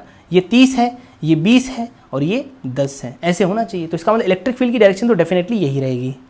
और क्या चाहिए, अब आप देखो इसको वैसे समझते हैं कि पोटेंशियल में डिक्रीमेंट और इन सब चीज़ों को सॉल्व करके हम लोग निकाल सकते हैं the value of electric field. कैसे, जैसे इस चीज़ को आप थोड़ा सा गौर से देखो, यहाँ पे ये इक्विपोटेंशियल सरफेस 1 है, ये इक्विपोटेंशियल सरफेस 2 है। यहां से इस जगह पे पोटेंशियल कितना है ये आपको पता है, ये 20 वोल्ट है, ये आपका 10 वोल्ट है। यहां से अगर आप यहां आओगे, यहां से यहां आने में पोटेंशियल में डिक्रीमेंट कितने का आया, 10 वोल्ट का। 20 से 10 पे आ रहे हो ना, तो 20 से 10 पे आ रहे हो मतलब 10 का डिक्रीमेंट आया। ये वाली डिस्टेंस आपको पता है 5। ये एंगल और ये सब क्यों दिए हुए हैं, ये सब इसलिए दिए हुए हैं ताकि आप इस डिस्टेंस की वैल्यू निकाल पाओ, क्योंकि उसी वजह से आप यहाँ पे देखोगे कि चेंज आ रहा है पोटेंशियल में। इलेक्ट्रिक फील्ड की डिस्टेंस से चेंज ही तो आ रहा है पोटेंशियल। तो इसका मतलब अगर आप 5 ये लिखोगे, ये डिस्टेंस 5 है, ठीक है, तो यहाँ एक राइट एंगल ट्रायंगल बन रहा है। कौन सा वाला, ये जो आपको दिख रहा है ना, ये राइट एंगल ट्रायंगल। इसको ध्यान से देखो, इस राइट एंगल ट्रायंगल को अगर मैं इधर ड्रॉ करूँगा तो ये आपको ऐसा दिखेगा कुछ। ठीक है, ये हो गया 5। ठीक है, और ये डिस्टेंस आपको फाइंड करना है x। मैं मान लेता हूँ कि दिस डिस्टेंस इज x, ये जो ये परपेंडिकुलर वाली डिस्टेंस दी हुई है ये x मान लें, और ये एंगल आपको दिया हुआ है कि दिस इज 30 डिग्री, दिस इज ऑलवेज ऑब्वियस ही बात है 60 डिग्री। ठीक है, तो आप देख सकते हो कि कोई भी एक फॉर्मूला लगा देंगे। अगर हम कौन सा फॉर्मूला लगाएं, अगर हम लगाएंगे sin 30, तो sin 30 इक्वल्स टू x/5 है ना। sin 30 कितना जाएगा, x/5, तो यहाँ से x की वैल्यू आ जाएगी आपके पास 5/2 मीन्स 2.5, यानी कि डिस्टेंस कितनी है 2.5। कितनी डिस्टेंस है बेटा 2.5। अब सोचो, अब आप इसको थोड़ा सा सिंपली सॉल्व करो। आपके सामने 2 इक्विपोटेंशियल लाइंस हैं, इससे यहां पर आप जब चल रहे हो तो आपको डिस्टेंस ट्रेवल करनी पड़ रही है 2.5। कितनी ट्रेवल करनी पड़ रही है 2.5। यहां पर 20 वोल्ट है, यहां पर 10 वोल्ट है। आपको एक चीज और भी पता है कि इलेक्ट्रिक फील्ड पोटेंशियल की डायरेक्शन में घटता है, सॉरी पोटेंशियल जो है इलेक्ट्रिक फील्ड की डायरेक्शन में घटता है। तो इलेक्ट्रिक फील्ड का एक फॉर्मूला ये भी तो लिख सकते हैं ना, इलेक्ट्रिक फील्ड यहां पर यूनिफॉर्म होगा, ये भी समझ में आ रहा है। यूनिफॉर्म क्यों होगा, क्योंकि इलेक्ट्रिक फील्ड ऐसा होगा, और अगर इलेक्ट्रिक फील्ड यूनिफॉर्म है तो मैं इसको लिख सकता हूँ -∂V/∂x, सिंपल फॉर्मूला। तो डेल्टा वी जो होगा ना वो E × डेल्टा एक्स में लिख सकता हूँ, नेगेटिव लगा के, क्योंकि यहाँ इलेक्ट्रिक फील्ड यूनिफॉर्म होगा ना, इसी तरह से डिक्रीज कर रहा होगा वो। तो इसका मतलब यहाँ से मैं पोटेंशियल डिफरेंस की जो वैल्यू है वो कितनी लिखूंगा। पोटेंशियल डिफरेंस कितना आ रहा है, यहाँ से यहाँ जाने पे 10 वोल्ट का डिफरेंस आ रहा है, मतलब -10 का, क्योंकि 20 से 10 पे जा रहे हैं तो डिफरेंस आ रहा है -10 का, बराबर minus of electric field. Electric field find करना है डेल्टा एक्स, मतलब कितना डिस्टेंस ट्रेवल कर रहे हैं, डिस्टेंस ट्रेवल कर रहे हैं 2.5। तो यहाँ से आपका इलेक्ट्रिक फील्ड का वैल्यू आ जाएगा। इसमें एक्स आपको सेंटीमीटर में दिया हुआ है, किसमें दिया हुआ है सेंटीमीटर में। तो जब अपन मल्टीप्लाई करेंगे ना ये, तो 2.5 जब यहाँ पे लिखेंगे इलेक्ट्रिक फील्ड इनटू डिस्टेंस, तो एक्चुअली आप डिस्टेंस किस में लिखोगे, यहाँ पे लिखोगे आप -10 इक्वल्स टू -E × 2.5 सेंटीमीटर लिखोगे बेसिकली। तो सेंटीमीटर लिखोगे तो इलेक्ट्रिक फील्ड जो है ना आपका कैसे आएगा, इलेक्ट्रिक फील्ड बराबर आएगा 4, और यहाँ पर सेंटीमीटर को मीटर में कन्वर्ट करोगे तो मीटर में कन्वर्ट करने से उधर 100 मल्टीप्लाई हो जाएगा, तो बेसिकली आ जाएगा 400 न्यूटन पर कूलम। तो ये जो आपका 4 न्यूटन पर कूलम है, ये 4 न्यूटन पर कूलम नहीं, 4 तो यहाँ से वैल्यू निकलेगा, लेकिन आपको सेंटीमीटर से मीटर में कन्वर्ट करना पड़ेगा ताकि स्टैंडर्ड यूनिट में आप जा सको। तो वहाँ से आपका वैल्यू आएगा 400 न्यूटन पर coulomb. This is final answer. तो हमारे सामने एक बहुत अच्छा सवाल आपके स्क्रीन पे दिख रहा होगा आपको। ये सवाल बहुत ज़्यादा अच्छा है कि electric field components in the figure are Ex equals to alpha x की पावर हाफ, Ey 0 है, Ez 0 है। मतलब इलेक्ट्रिक फील्ड सिर्फ x डायरेक्शन में है, इलेक्ट्रिक फील्ड सिर्फ x डायरेक्शन में है, ऐसा आगे बढ़ता हुआ और इधर जाता हुआ, इधर सिर्फ x डायरेक्शन में। और एक बहुत इंपॉर्टेंट बात यह है कि electric field is varying, electric field is varying with X के साथ वेरी करता हुआ इलेक्ट्रिक फील्ड है। चलो अगर एक्स के साथ इलेक्ट्रिक फील्ड वेरी कर रहा है तो यहाँ पर सीधा सीधा काम तो होगा नहीं। क्या नहीं होगा? सीधा सीधा काम तो नहीं होगा। मुझे ये पता करना है कि ए की वैल्यू अगर 0.1 है तो if is the side of the cube then the charge within the cube इस क्यूब में कितना चार्ज प्रेजेंट है। अब अगर आप क्यूब की बात करो तो क्यूब के दो फेसेस, कौन कौन से दो फेसेस जो एक्स की तरफ में मतलब एक्स वाले इलेक्ट्रिक फील्ड की वजह से फ्लक्स दे रहे हैं, कौन कौन से फेस देंगे? एक तो ये वाला फ्लक्स, एक तो ये वाला फेस, मान लो इसको मैंने 1 बोल दिया, और एक ये वाला जो फेस दिख रहा है ना आपको, ये इधर वाला, दो, ये दोनों फेसेस के परपेंडिकुलर इलेक्ट्रिक फील्ड आ रहा है, तो ये दोनों फ्लक्स के लिए जरूरी है। बाकी जो फ्रंट फेस होगा, बैक फेस होगा, अप फेस होगा और डाउन बॉटम वाला फेस होगा, ये इनको कोई मतलब ही नहीं है फ्लक्स से, तो ये कोई फ्लक्स नहीं देंगे। तो सिर्फ और सिर्फ दो फेसेस, एक और एक के सामने वाला, दोनों फेसेस यहाँ पे फ्लक्स देंगे क्योंकि इलेक्ट्रिक फील्ड उसी तरफ है। चलो अब हमें यहाँ पे चार्ज निकालना है, इसके अंदर कितना चार्ज है। तो आपको एक चीज पता है कि जब चार्ज निकालना और फ्लक्स का रिलेशन हो उससे, तो गॉस लॉ हमें याद आता है। गॉस लॉ क्या बोलता है कि flux through a closed surface, through a closed surface is equal to Q enclosed upon epsilon naught. और ऑब्वियसली बात है दिस सरफेस इज क्लोज्ड, ये क्लोज्ड सरफेस है। अगर ये क्लोज्ड सरफेस है तो इसका मतलब अगर मुझे चार्ज निकालना है तो मैं Q enclose upon epsilon naught लगा सकता हूं। चलो तो phi through a closed surface अगर हमें निकालना है तो मुझे फ्लक्स निकालना पड़ेगा। अब फ्लक्स कैसे निकालते हैं, एक और चीज़ आपको पता होगी। जैसे मान लो मेरे पास एक सरफेस है, अगर इससे इलेक्ट्रिक फील्ड लाइंस बाहर जाती हैं तो इसका फ्लक्स आता है पॉजिटिव, और अगर इलेक्ट्रिक फील्ड लाइंस अंदर आती हैं उसमें तो उस चीज़ का फ्लक्स आता है नेगेटिव। बात समझ में आ रही? तो यहां पर आप देख सकते हो कि एक फेज पर, मतलब फेज नंबर 2 पर इलेक्ट्रिक फील्ड लाइंस अपनी तरफ आ रही हैं, मतलब इसका फ्लक्स क्या आएगा, इसमें फ्लक्स आएगा, इस चीज़ के लिए फ्लक्स आएगा बेटा नेगेटिव, इस चीज़ का जो फ्लक्स आएगा वो आएगा नेगेटिव, और इस चीज़ का जो फ्लक्स होगा वो होगा पॉजिटिव। दूर बाहर की तरफ जा रही है इसमें लाइंस। चलो ठीक है, और क्या सोचें इसमें, और ये सोच लो कि एक पर्टिकुलर जगह पे अगर आप यहां पे खड़े हो, देखो एक मिनट एक ड्रॉ कर रहा हूं ये लाइन, अगर आप सिर्फ यहां खड़े हो तो इस जगह पर आप खड़े हो ना, तब आपके लिए x का जो कंपोनेंट है वो कांस्टेंट है, यहां पर x चेंज नहीं हो रहा, क्योंकि इस जगह पे आप खड़े हो तो x की वैल्यू हर जगह सेम है, क्योंकि ये YZ प्लेन में है, ये पूरा का पूरा फेस, इस जगह पे पूरी जगह x सेम है। मतलब इस पर्टिकुलर जगह पे इलेक्ट्रिक फील्ड का वैल्यू कितना हो जाएगा, इस जगह पे इलेक्ट्रिक फील्ड 2, मतलब मैं 2 फेस पर लिख रहा हूं, इलेक्ट्रिक फील्ड का वैल्यू हर जगह सेम है, और उसका वैल्यू कितना हो जाएगा, ये दिया हुआ है आपको अल्फा और रूट एक्स, यानी कि अल्फा और रूट एक्स, ये हो जाएगा। लेकिन ये x की वैल्यू कितनी है, x की वैल्यू है ये वाली, ये दी हुई है आपको a, यानी कि अल्फा रूट a, ये हो जाएगी आपकी। a की वैल्यू बाद में पुट कर देंगे, अभी के लिए अल्फा रूट a लिख देते हैं। यहाँ पर इलेक्ट्रिक फील्ड का वैल्यू, और यहाँ पर अगर अपन देखें तो यहाँ पर इलेक्ट्रिक फील्ड का वैल्यू कितना है, दूसरी जगह पे इलेक्ट्रिक फील्ड का वैल्यू अगर देखना है तो यहाँ इलेक्ट्रिक फील्ड का वैल्यू है, क्योंकि डिस्टेंस कितनी है यहाँ से 2a, ये डिस्टेंस हो गई आपकी 2a, तो इलेक्ट्रिक फील्ड का वैल्यू हो जाएगा अल्फा इंटू डिस्टेंस 2a, उसका रूट, तो ये हो जाएगा अल्फा रूट 2a। अब देखो यहाँ पे हमें अंदर आने वाले फ्लक्स को तो नेगेटिव लिखना है, फ्लक्स लिख सकते हैं सीधा से electric field into area. Flux क्या होता है, electric field into area. Electric field कितना दिया हुआ है पहली जगह पे, अल्फा रूट a, उसको एरिया से मल्टीप्लाई कर दो। एरिया क्या होता है बेटा, एरिया होता है उस फेस का एरिया, फेस का एरिया कितना है, उसकी साइड भी a है और ये भी साइड a है, तो ये हो जाएगा a स्क्वायर, कितना हो गया ये, अल्फा a की पावर 5/2। सही बात है।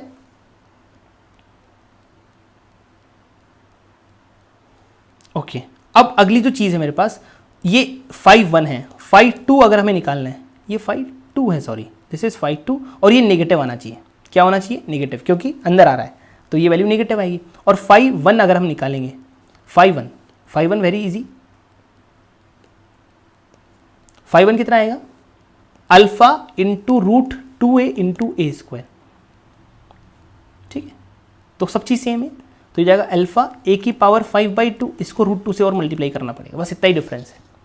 अगर आप इन दोनों फ्लक्स की बात करो तो ये पॉजिटिव, पहले वाला नेगेटिव, तो दोनों में आप दोनों को जोड़ दो तो फ्लक्स नेट कितना आएगा आपका, फ्लक्स नेट आएगा अल्फा a की power 5/2 into root 2 minus alpha a की पावर 5/2, बस दैट इज अ फ्लक्स। और इस फ्लक्स को निकाल लो, आप सॉल्व कर लो, कितना आएगा ये, अल्फा a की पावर 5/2 कॉमन, यहाँ आएगा √2, यहाँ आएगा -1, ठीक है। a की वैल्यू है आपकी 0.1, अल्फा की वैल्यू है 800। अच्छा, ये फ्लक्स अगर आ गया तो मैं इसको किसके इक्वेट कर सकता हूँ, इसको इक्वेट कर सकता हूँ मैं Q enclose upon epsilon not के, ठीक है। सो ये आ जाएगा अल्फा 800 इंटू 0.1 की पावर 5/2, इसको √2 - 1 से मल्टीप्लाई करना है, and that is equal to flux net. और फ्लक्स नेट किसके बराबर होता है, Q enclose upon epsilon naught. तो क्यू एनक्लोज यानी कि अंदर कितना चार्ज कंटेन कर रखा है इसने, वो आ जाएगा Q enclosed is equal to epsilon naught into 800। अब देखो ये जो चीज़ थी ना आपके पास, ये 0.1 का स्क्वायर भी था और रूट ऑफ 0.1 भी था, और अंदर क्या लिख दिया मैंने, √2 - 1, बस अब हो जाएगा काम आपका। तो यहाँ से आपके पास में क्या निकल के आ रहा है, 0.1 का स्क्वायर जो है उससे ये 2 0 कट जाएंगी, तो ये आएगा 8 epsilon naught into under root में 0.1, और ये आएगा √2 - 1, ये आ जाएगा आपका क्यू एनक्लोज। तो इस तरह से आप सॉल्व कर सकते हो इसको, और ये आपका फाइनल आंसर है, ठीक है। तो दिया हुआ है इस क्वेश्चन में, in regular pentagon 4 charges are placed on vertices, 1 vertex is empty, each has q charge, find the electric field at centre, ठीक है। तो आपको एक रेगुलर पेंटागन दिया हुआ है, ध्यान से सुनना। पेंटागन कैसा होता है, इस तरह से होता है पेंटागन। थोड़ा सा हम शेप उसकी बना देते हैं ताकि थोड़ा सा वो ज़्यादा फील आए। इस तरह का होता है रेगुलर पेंटागन। अगर आप इसके सेंटर पे बात करते हो, सेंटर पे हम देखते हैं यहाँ पे आपके पास में क्या रखा हुआ है, +q चार्ज, यहाँ पे +q चार्ज, यहाँ पे +q चार्ज, और कहीं पर भी रख दो, यहाँ रख दो, चाहे कहीं भी रख दो, 4 +q चार्जेस रखे हुए हैं इसके वर्टेक्स पे। एक वर्टेक्स आपने खाली दिया हुआ है और आपसे ये बोला जा रहा है कि बताओ इलेक्ट्रिक फील्ड सेंटर पे कितना होगा, ठीक है। अब इलेक्ट्रिक फील्ड सेंटर पे निकाला ना, तो बेटा ये सवाल बहुत टफ बन जाएगा अगर आप इसको वैसे ही सॉल्व करो। आप यहां पे थोड़ा सा ट्रिक यूज करो। ट्रिक क्या, electric field can be calculated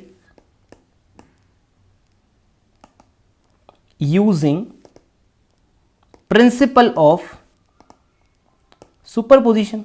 ऐसे सोचो ना यार, और सुपरपोजिशन अगर अपन यूज कर लेंगे ना तो हमारा काम आधे से भी आधा हो जाएगा। कैसे, आप सोचो कि इस वर्टेक्स पे कोई चार्ज नहीं है, इसका मतलब यहां पर ऐसा भी सोचा जा सकता है कि यहां पर एक +q चार्ज भी है और एक -q चार्ज भी है।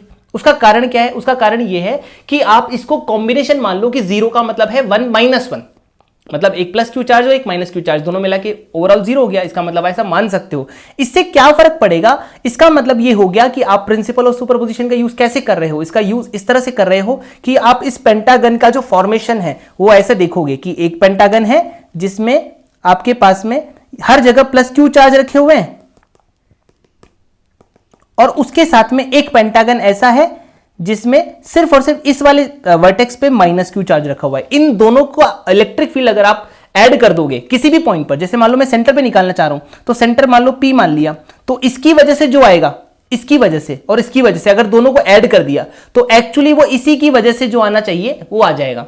उसका कारण क्या है, क्योंकि ये सुपरपोजिशन के इफेक्ट की मतलब एक तरह से उसको फॉलो करता है सुपरपोजिशन को। तो सुपरपोजिशन को फॉलो करता है, इसका मतलब आपने यहाँ पे +q और -q मान लिया। तो आप ऐसा समझो कि एक कॉम्बिनेशन तो आपका सिर्फ और सिर्फ क्या है, सारे पे +q चार्ज है और एक उस जगह पे माइनस कर दो। अगर आप दोनों को वापस से कंबाइन कर दोगे तो ये ऊपर वाला ही बन जाएगा। इसका मतलब ऐसा हम कर सकते हैं। ऐसा करने से हमें क्या फायदा होगा, आपको पता है कि रेगुलर कोई भी पॉलीगन हो, रेगुलर कोई भी polygon, any regular polygon, any regular polygon, चाहे उसके कितनी भी साइड्स हो, चाहे वो 6 वाला हो, चाहे वो 7 वाला हो,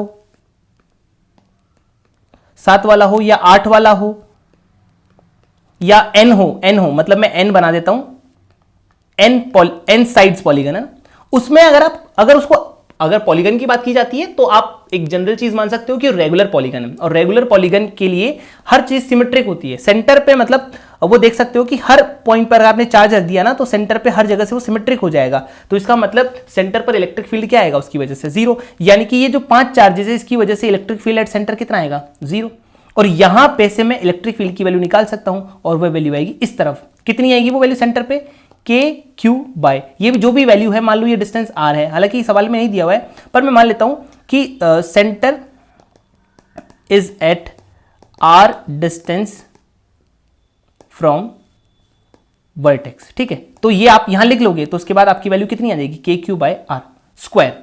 this is the electric field at P point. इसकी वजह से तो आपका जो एक्चुअल आंसर है वो कितना आ गया, so electric field net at p is equal to k Q by are square. This is the final answer. अगर अदरवाइज आप अगर एक एक करके कैलकुलेट करोगे तो आपको बहुत टाइम लगेगा। ये वही बात हो गई कि आप उसको कंबाइन करके ऐसे सोच लेते हो कि ऐसा है प्लस ऐसा है, तो एक की वजह से तो बहुत आसान हो जाएगा और बाकी की वजह से आप निकाल सकते हो। मतलब ये प्रिंसिपल ऑफ सुपरपोजिशन है, आपने ऐसा मान लिया है, ठीक है। नेक्स्ट क्वेश्चन आपके सामने है बेटा, जिसमें आपको दिया हुआ है कि 4 इनफाइनाइट लॉन्ग शीट्स हैं, मतलब बहुत लंबी शीट्स हैं, बहुत चौड़ी, बहुत लंबी, और उनकी वजह से आपको 5 अलग अलग पॉइंट्स पर इलेक्ट्रिक फील्ड का कैलकुलेशन करना है।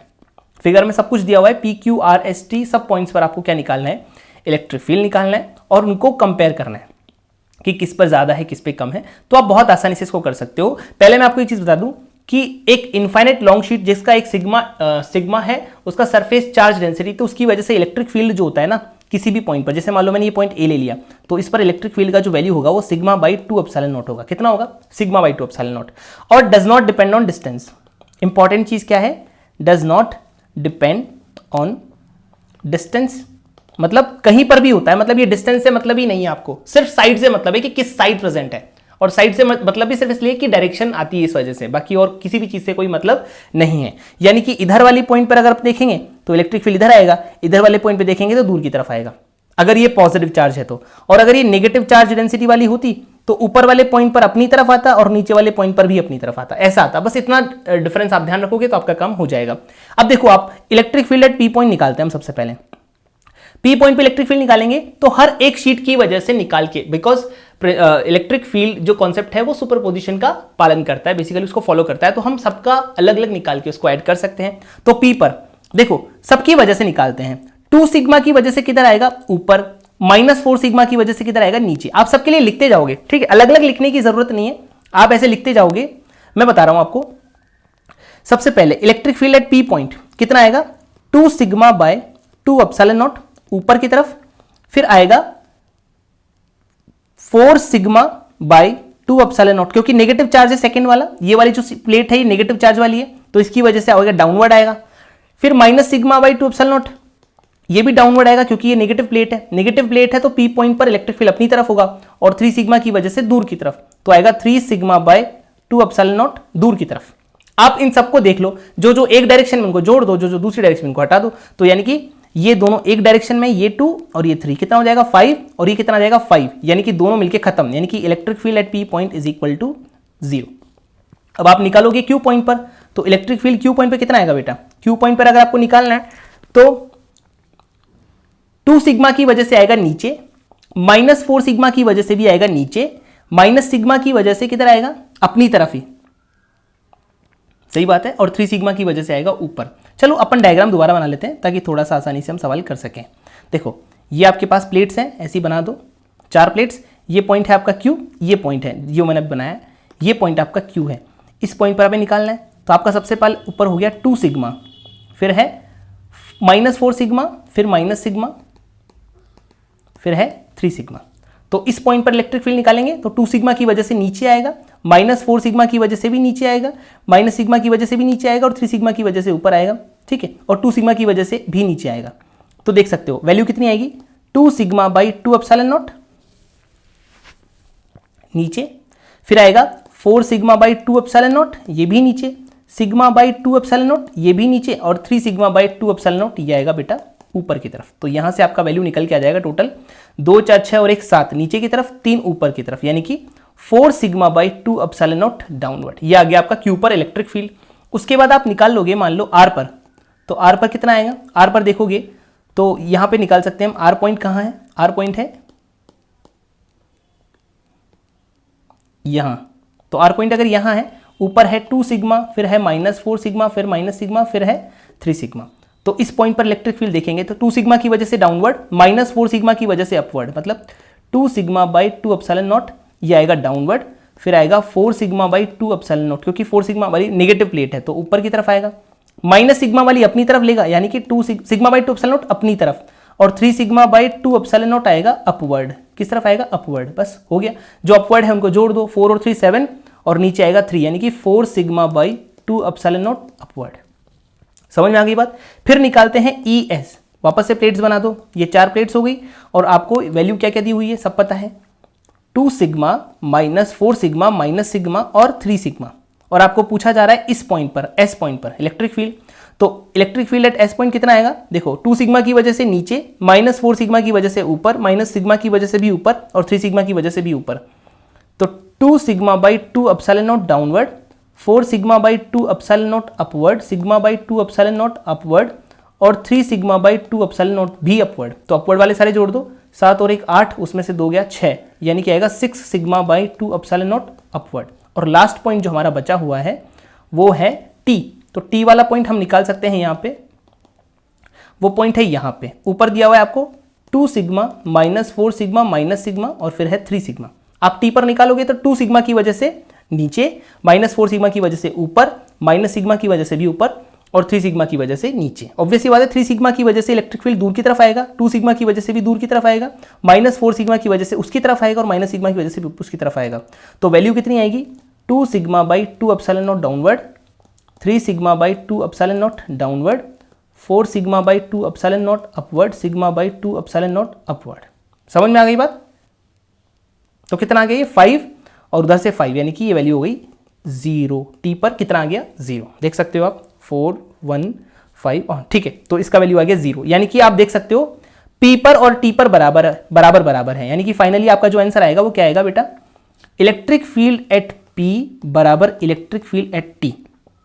इससे ज्यादा किसका है? इससे ज्यादा अगर अपन देखें तो आपका फाइनल वैल्यू जो आ रहा है निकल के, उनमें सब में 6 सिग्मा बाई 2 एप्सिलॉन नॉट सबसे ज्यादा है, फिर है 4 सिग्मा बाई 2 एप्सिलॉन नॉट, यहां पर भी है और यहां पर भी है। तो ये किस किस पे? Q और R पे इक्वल है, वैल्यू वाइज दोनों इक्वल है। तो Q और R पर इक्वल है लेकिन इससे ज्यादा है, तो EQ बराबर ER लेकिन इससे ज्यादा है। और अगला सबसे बड़ा वाला है आपके पास में S पॉइंट, जिस पर सबसे ज्यादा इलेक्ट्रिक फील्ड है, तो यह आ जाएगा आपका E electric field eight S point. So this is your answer for this question. ठीक है, आगे बढ़ते हैं। इसमें हमारा नेक्स्ट क्वेश्चन है, इलेक्ट्रिक फील्ड लाइंस दी हुई है आपको, और जब पैरेलल इलेक्ट्रिक फील्ड लाइंस दी जाए इसका मतलब क्या होता है कि इलेक्ट्रिक फील्ड जो है वो यूनिफॉर्म है। आपको बोला जा रहा है कि A से B तक ले जाने में आपको कितना वर्क करना पड़ेगा टू मूव। देखो पहली बात तो ध्यान रखना कि कभी भी अगर वर्क डन टू मूव पूछा जाए तो वर्क डन जब तक बार किसी के बारे में बोला नहीं जाए तो हमेशा वर्क डन एक्सटर्नल निकालना है, यानी कि work done by external force. यहां पे बोला जा रहा है find the work done to move a unit charge from A to B, तो अपने आप ये समझना है कि वर्क डन एक्सटर्नल हमें निकालना है। ये क्या होता है बेसिकली, आज हमने डिस्कस किया भी था, UF minus UI, final potential energy minus initial potential energy. या तो इसको इस तरह से देख लो या फिर हमेशा इसको इस तरह से देखो, charge into V final minus V initial. V क्या है यहाँ पे? पोटेंशियल, यानी कि Q डेल्टा V, ये होता है work done by external force. अब इसको इसी तरह से सॉल्व करते हैं, लेकिन थोड़ा सा और इंपॉर्टेंट चीज क्या है बेटा, इसमें आप ये भी देख सकते हो कि एंगल वगैरह दिया हुआ है, अगर आप उसको यूज करोगे तो बहुत अच्छे से इसको समझ पाओगे। कैसे समझ पाओगे? आप पहले ये सोचो कि अगर आपको B तक जाना है तो आप दो तरीके से जा सकते हो। ऐसा भी तो जा सकते हो ना कि आप A से, और ये पॉइंट एक बना लो इसके ऊपर, जो जस्ट इसके ऊपर बनेगा इसको C मान लो, आप A से C तक मूव करो फिर C से B तक मूव करो। ऐसा भी तो कर सकते हैं, क्योंकि इलेक्ट्रिक फील्ड ऐसा फील्ड है जो पाथ पर डिपेंड नहीं करता, क्योंकि कंजर्वेटिव है। तो आप अगर यहां से पहुंचो चाहे वहां से पहुंचो कोई प्रॉब्लम नहीं है। तो आप A से B तक जाना चाहते हो तो A से C होके C से B तक चले जाओ तो भी प्रॉब्लम नहीं होगी। उसका रीजन क्या है और वो किया क्यों है? उसका रीजन सिर्फ इतना है बेटा, क्योंकि C पॉइंट जो है ना वो B के ऊपर है, और अगर आप ध्यान से देखो तो ये इलेक्ट्रिक फील्ड लाइंस जो है ना वो आपको बहुत अच्छे क्या देगी? Equi potential surfaces. और वो इक्वी पोटेंशियल सरफेस हम लोग यहाँ ड्रॉ कर सकते हैं। कैसे ड्रॉ करेंगे? इक्वी पोटेंशियल सरफेस अगर आप देखोगे तो वो ऐसे बनेंगे, ऐसे। और ऐसे इक्वी पोटेंशियल सरफेस का मतलब ये हो गया कि जो पोटेंशियल C पर होगा वही पोटेंशियल B पर होगा। बात समझ में आ गई?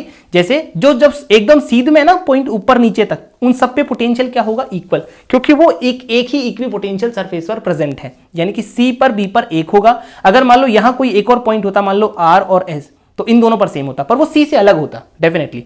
तो R और S पर सेम इलेक्ट्रिक पोटेंशियल होता। अभी के लिए हमें सिर्फ C से मतलब है, तो C पॉइंट हमने बना लिया ताकि C से B तक हम लोग देखें सेम पोटेंशियल है। इसका मतलब अगर अपने से कोई पूछे कि आप work done from A to B निकालो, तो उसको हम ऐसे बोल सकते हैं कि work done from A to B को हम ऐसे तोड़ सकते हैं कि work done from A to C plus work done from C to B. बात वही है क्योंकि this does not depend on path, does not depend on path. देखो बेटा बेसिकली ये चीज जो है वो आपके बहुत काम आएगी, इसलिए इसको ऐसे तोड़ना बहुत आसान और बहुत इजी हो जाता है और बहुत काम की चीज है ये।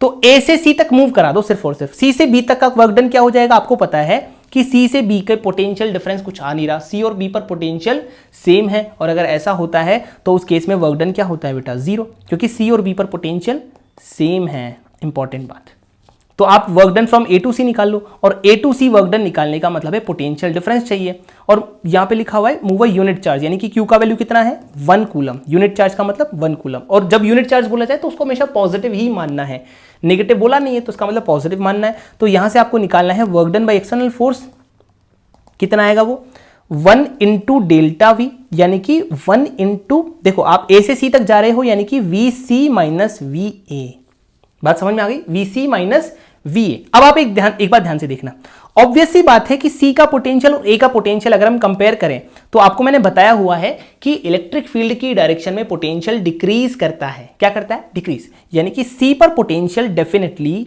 ए से कम होगा, ए पर ज्यादा पोटेंशियल होगा।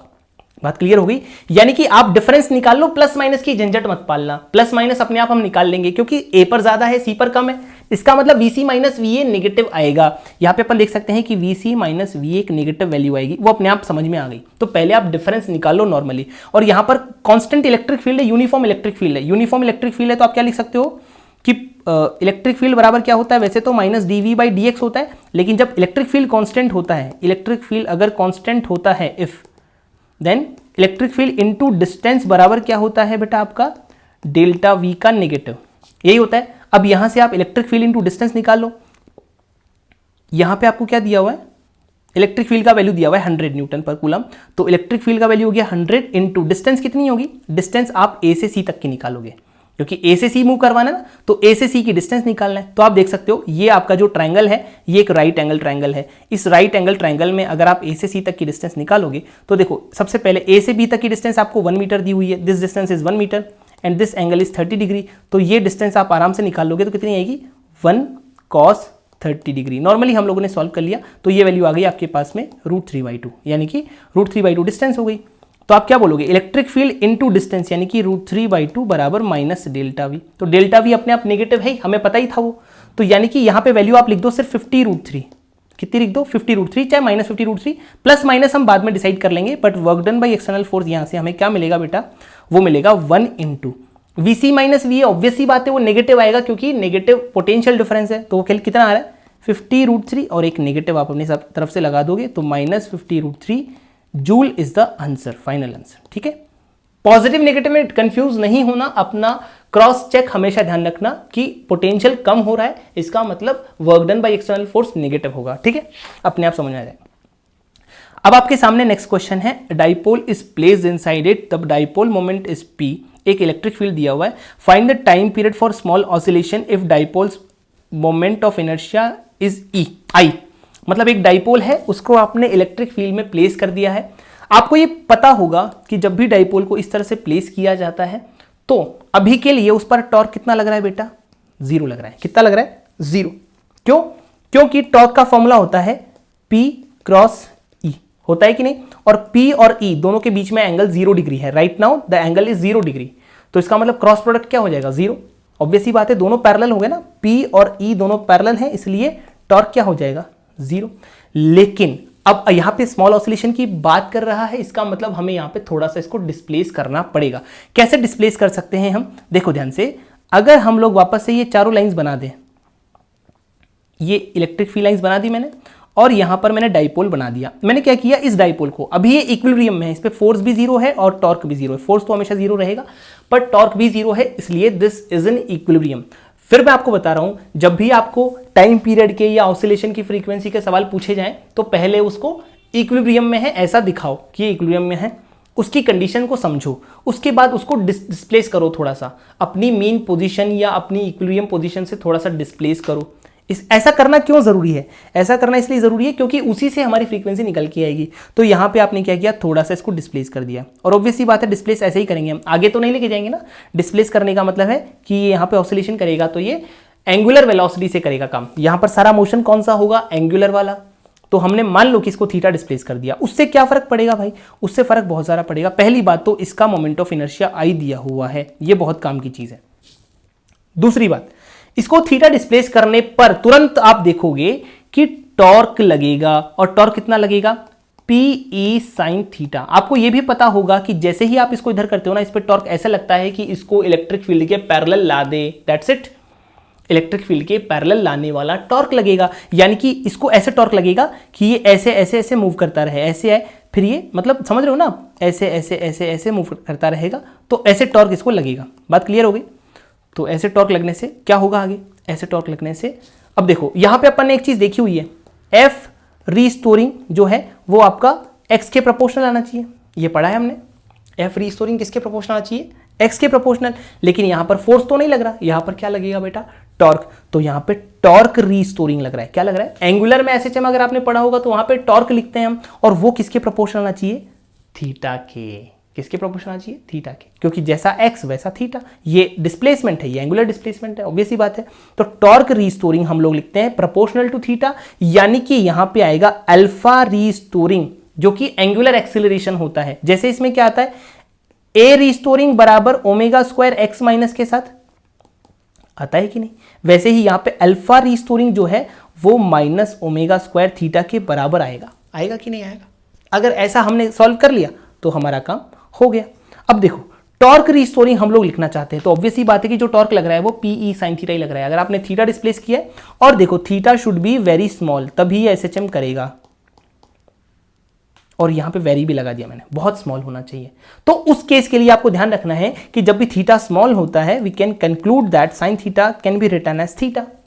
तो साइन थीटा को मैंने थीटा लिख दिया। उससे क्या फायदा हुआ भाई साहब, बहुत फायदा हुआ। उससे क्या फायदा हुआ, टॉर्क को मैं लिख सकता हूं, टॉर्क को रीस्टोरिंग टॉर्क को लिख सकता हूं पीई साइन थीटा, जिसको हम फाइनली लिख सकते हैं पीई इंटू थीटा, लिख सकते हैं, डॉट नहीं है, बेसिकली मल्टीप्लीकेशन है, पीई इंटू थीटा। और एक तरफ से मैं टॉर्क को क्या लिख सकता हूं, जैसा कि हमने रोटेशनल में पढ़ा है, टॉ बराबर आई अल्फा।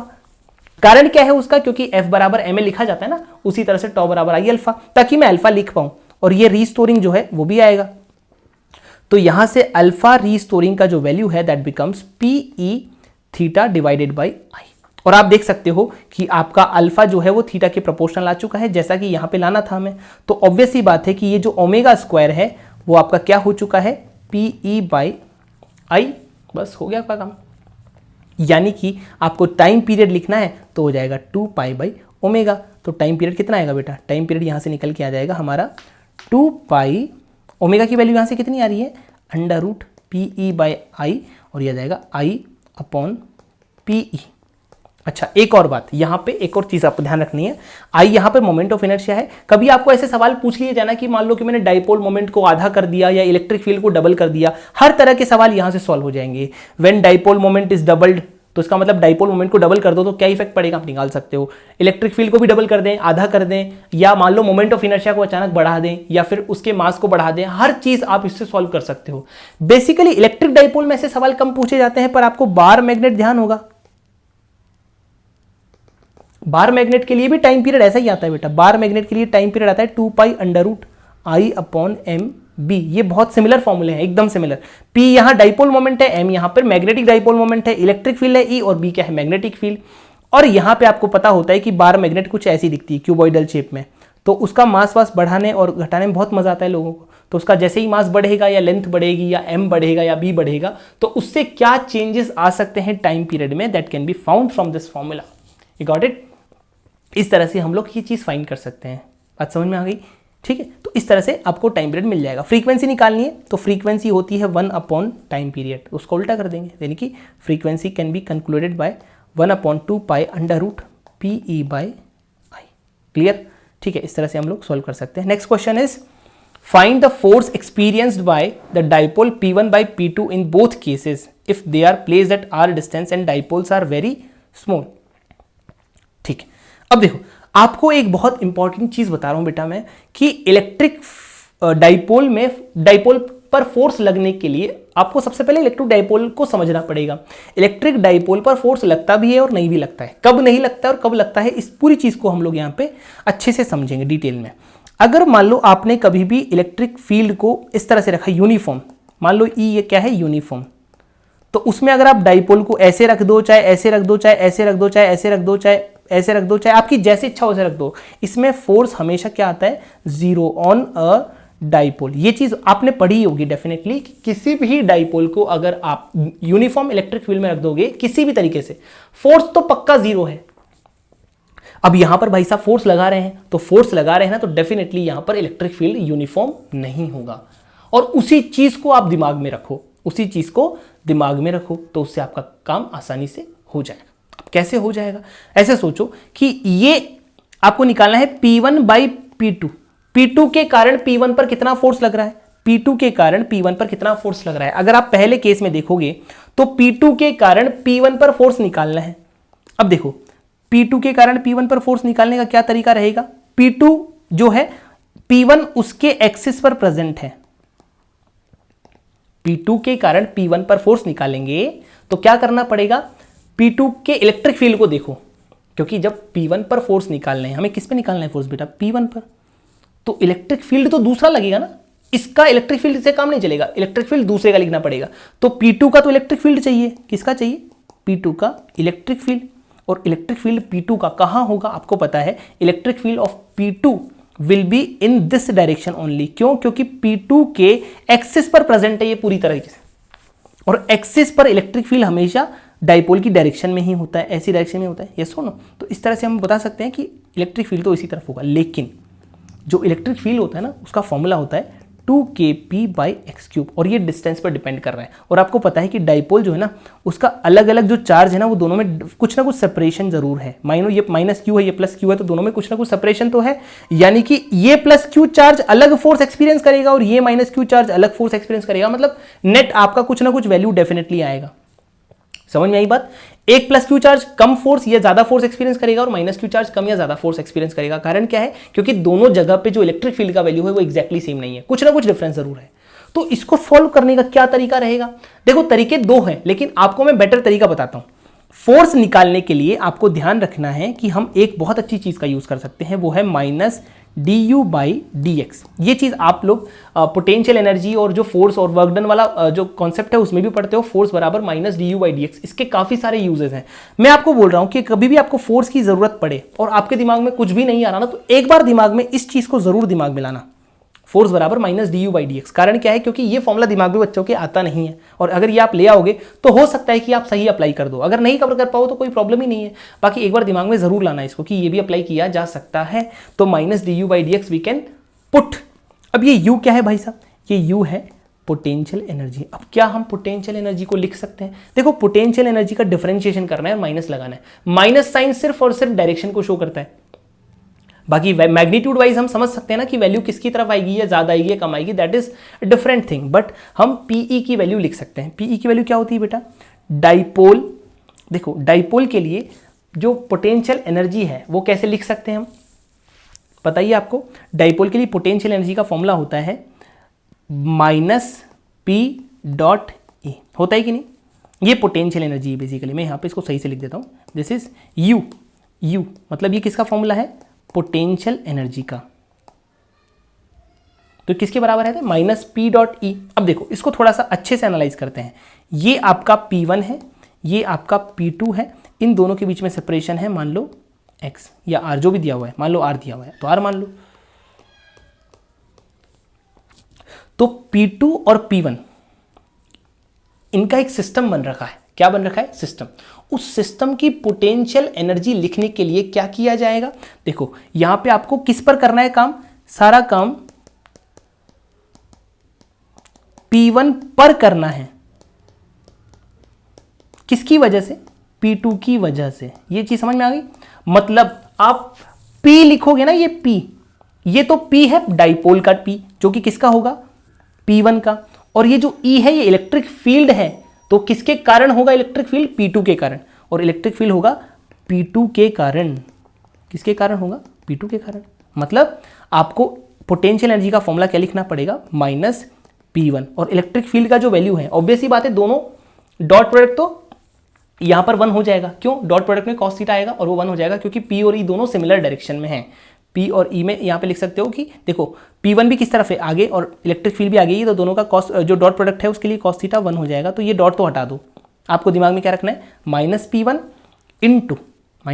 इंटू इलेक्ट्रिक फील्ड का फॉर्मूला। अब आप देखो इलेक्ट्रिक फील्ड P2 की वजह से P1 पर इलेक्ट्रिक फील्ड किधर होगा, इधर ही होगा आगे की तरफ, और वैल्यू कितनी होगी उसकी, r डिस्टेंस पे आप देख रहे हो ना, r डिस्टेंस पे कितना होगा 2k P2 अपॉन r3। कितना होगा 2k P2 अपॉन r3, क्योंकि डाइपोल इसका यूज करना है और डिस्टेंस ये वाली यूज करना है, तो 2k P2 अपॉन r3। तो यहां से आपके पास में ये आ गया। चलो अब देखो ये जो r है ना, बेसिकली ये एक वेरिएबल चीज है कि r आगे पीछे होता तो उसी से हमारा काम चेंज आता ना, तो इसका मतलब ये r को एक वेरिएबल चीज मान के आप इसको डिफरेंशिएट करो। तो यानी कि आपको निकालना है force on P1 by P2 that is equal to minus du by dr, क्योंकि ये डिस्टेंस ही तो वेरी कर रही है, आपकी डिस्टेंस आगे पीछे हो सकती है ना, तो r को एक बेसिकली वेरिएबल की टर्म्स मानो, तभी जाके आप डिफरेंशिएट कर पाओगे। फाइनल वैल्यू रख देंगे बाद में, या फिर इसको x के टर्म्स में मान लो। डिफरेंशिएट करना इज इंपॉर्टेंट, तो माइनस लगा दो और यहां लिख दो d बाई dr, और यहां पे लिख दो u का वैल्यू कितना आ रहा है, minus P1 2k P2 upon r3। बात क्लियर हो गई। जो जो कांस्टेंट चीज है उसको बाहर ले आते हैं डिफरेंशिएशन की, तो डिफरेंशिएशन के बाहर आ जाएगी P1 बाहर, 2 P2 सब बाहर, तो कितना आ गया बाहर आके ये 2k P1 P2 और d by dr of r की पावर -3। बात क्लियर हो गई कि r की पावर -3 बन जाएगा, और उसका डिफरेंशिएशन करना हमें आता है। r की पावर -3 का डिफरेंशिएशन मतलब -3 तो आगे आ जाता है और पावर में एक कम हो जाता है, यानी कि -6 हो जाएगा k P1 P2 और पावर में एक कम मतलब r की पावर -4। फाइनली क्या बन गया ये -6k P1 P2 divided by r की power 4, and that is the force, और that is very important formula. ये आपको ध्यान भी रखना है, अगर आप याद रख सकते हो तो बहुत ही बढ़िया, कि दो डाइपोल्स अगर एक ही डायरेक्शन में रखे हो, दोनों के बीच में r डिस्टेंस हो, तो दोनों के बीच में लगने वाला फोर्स। अच्छा P1 की वजह से P2 पे पूछे या P2 की वजह से P1 पे पूछे, बात वही है। This is force on P1 by P2 और force on P2 bye P1, क्योंकि ये न्यूटन्स लॉ का फॉलो करते हैं, Newton's third law action reaction. तो जो फोर्स ये लगाएगा वही फोर्स दूसरा भी लगाएगा। अब आपको दूसरा वाला क्वेश्चन करना है, तो दूसरा वाला क्वेश्चन बहुत इजीली हो जाएगा। कारण क्या है, दूसरे वाले क्वेश्चन में सारी चीज अपन पढ़ चुके हैं। देखो P2 P1, और आपको ये भी दिया हुआ है कि ये जो डिस्टेंस है ना, ये बहुत दूरी वाली है। एक्चुअली ये डाइपोल बहुत स्मॉल है, तो डाइपोल स्मॉल है, ये दिया जाता है ताकि आप सवाल आसानी से कर पाओ। तो अगर आपको r डिस्टेंस दी हुई है तो आप क्या करोगे, वापस से force on P1 by P2 निकालोगे, तो वापस से वही u बराबर -P और E। अब आप देखोगे ना यहाँ पे, तो ऑब्वियस ही बात है P डॉट E जब करोगे ना, तो एंगल कितना हो गया। अगर आप P2 का इलेक्ट्रिक फील्ड P1 पर देखोगे, तो P2 का इलेक्ट्रिक फील्ड ऊपर की तरफ इधर होता है, इक्वेटोरियल पोजीशन। P1 कहाँ है, इक्वेटोरियल पोजीशन पर है कि नहीं।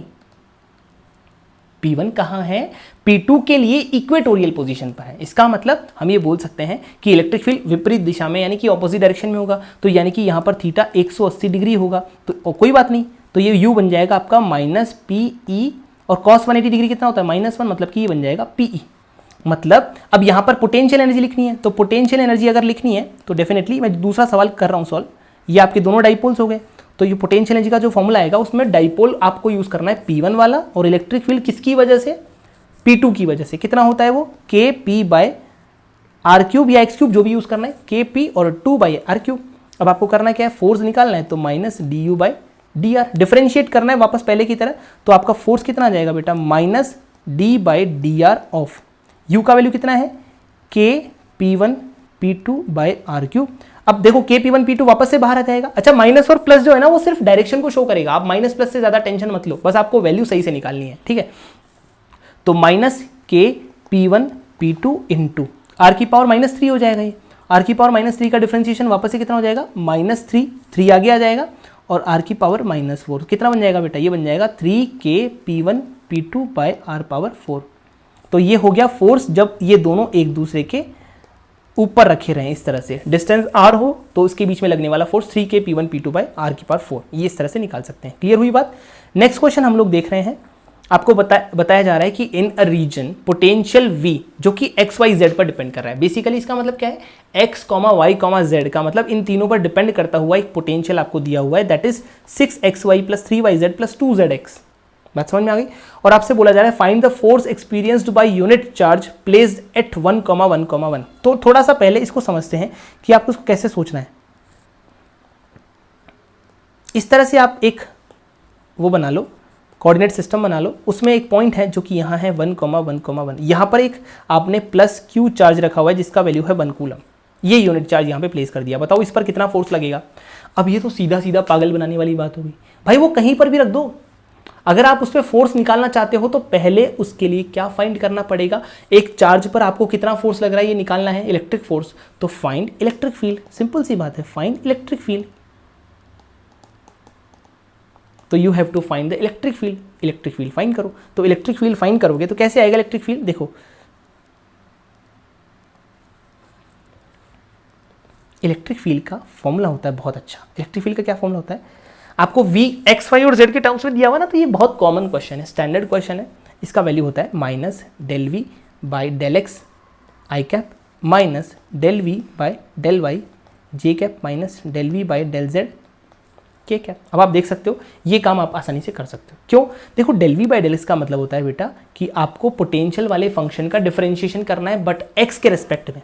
मतलब जब आप del V by del X निकालोगे तो आपको क्या कंसीडर करना है, this is called partial differentiation. इसका मतलब अगर आप एक्स के रिस्पेक्ट में कर रहे हो ना डिफरेंशिएशन, तो वाई एंड जेड आपका क्या हो गया, कांस्टेंट। वाई और जेड आपका ऑब्वियसली कांस्टेंट हो गया। तो कांस्टेंट की तरह ही ट्रीट करो उसको, एक नंबर समझ लो, 1 1 मान लो। 1 1 को कैसे करते हैं अपन, वैसे करेंगे सिंपली। तो अगर आप del V by del X find करोगे तो आप देखो पहले वाले टर्म में एक्स जो है वो वेरिएबल है, वाई क्या है, कांस्टेंट। तो y को 1 मान लो, 6y ये कांस्टेंट नंबर है, x को डिफरेंशिएट करोगे तो 1 आएगा। क्या आएगा, 1, यानी कि हो जाएगा 6y। फिर yz पूरा का पूरा कांस्टेंट हो गया, कांस्टेंट तो हटाओ उसको पूरी तरह से 0, तो ये गया प्लस 0 प्लस 2zx। अब देखो x तो आपका वेरिएबल है लेकिन z कांस्टेंट है, तो 2z एक नंबर हो गया 2z और x का डिफरेंशिएशन 1, तो यानी कि कितना आ जाएगा 2z। और आपको 1,1,1 पे निकालना है, तो 1,1,1 का मतलब है कि यहाँ इलेक्ट्रिक फील्ड निकालने के लिए आपको पुट करना पड़ेगा 1,1,1। तो 1,1 को पुट कर दो, कितना आएगा 6 + 2 8 आएगा। यानी कि del V by del X की वैल्यू कितनी आ गई 8। चलो अब निकालो del V by del Y, इसकी वैल्यू कितनी आएगी। अब वाई के रिस्पेक्ट में करना है, तो वाई के रिस्पेक्ट में करना है तो पहला और दूसरा काम में आएगा, तीसरा तो 0 हो गया। पहला और दूसरा कितना कितना आएगा, देखो आराम से अपन फटाफट कर सकते हैं, 6x + 3z। अगर आप वैल्यू रखोगे तो ये आएगा 9। और इसी तरह से अगर आप del V by del Z निकालोगे तो ये कितना आएगा बेटा, z काम का है, x और y कुछ भी काम के नहीं है, उनको 0 कर दो, x y का मल्टीप्लिकेशन पूरा कांस्टेंट टर्म 0। 3yz में आप डिफरेंशिएट करोगे तो 3y × z का तो 1 हो गया, 3y का 3y, क्योंकि कांस्टेंट नंबर मल्टीप्लाई होता है तो उसका डिफरेंशिएशन होता ही नहीं है, वो मल्टीप्लाई रह जाता है। 3y प्लस आगे क्या आएगा 2z, और वैल्यू कितनी आ रही है 1,1 पे 5। अब आप देख सकते हो आपके पास तीनों वैल्यूज अवेलेबल हैं। और इलेक्ट्रिक फील्ड का फॉर्मूला सीधा सीधा क्या होता है, minus del V by del X I cap minus del V by del Y J cap minus del V by del Z K cap. आप वैल्यू पुट कर दो, कितना कितना आएगा बेटा वैल्यू, सबसे पहला वैल्यू आपके पास में आएगा 8, तो आएगा -8 आई कैप, फिर आएगा -9 जे कैप, फिर आएगा -5 के कैप। ये इलेक्ट्रिक फील्ड आ गया। आपको फोर्स निकालना है ना, तो एक काम करो, इसका मैग्नीट्यूड निकाल लो। इसका मैग्नीट्यूड कितना आएगा, √ तीनों। देखो इस तरह से वेक्टर का मैग्नीट्यूड निकालना आपको आता ही होगा, इसका स्क्वायर प्लस इसका स्क्वायर प्लस इसका स्क्वायर, कितना आएगा ये आएगा 106 170 √170। और आपको फोर्स निकालना है तो फोर्स होता है Q × E, तो Q कितना है 1, इलेक्ट्रिक फील्ड कितना है 170, दैट इज न्यूटन। इतना आंसर आ जाएगा फाइनल आपको। ठीक है, इस तरह से हम सवाल कर सकते हैं। ठीक है।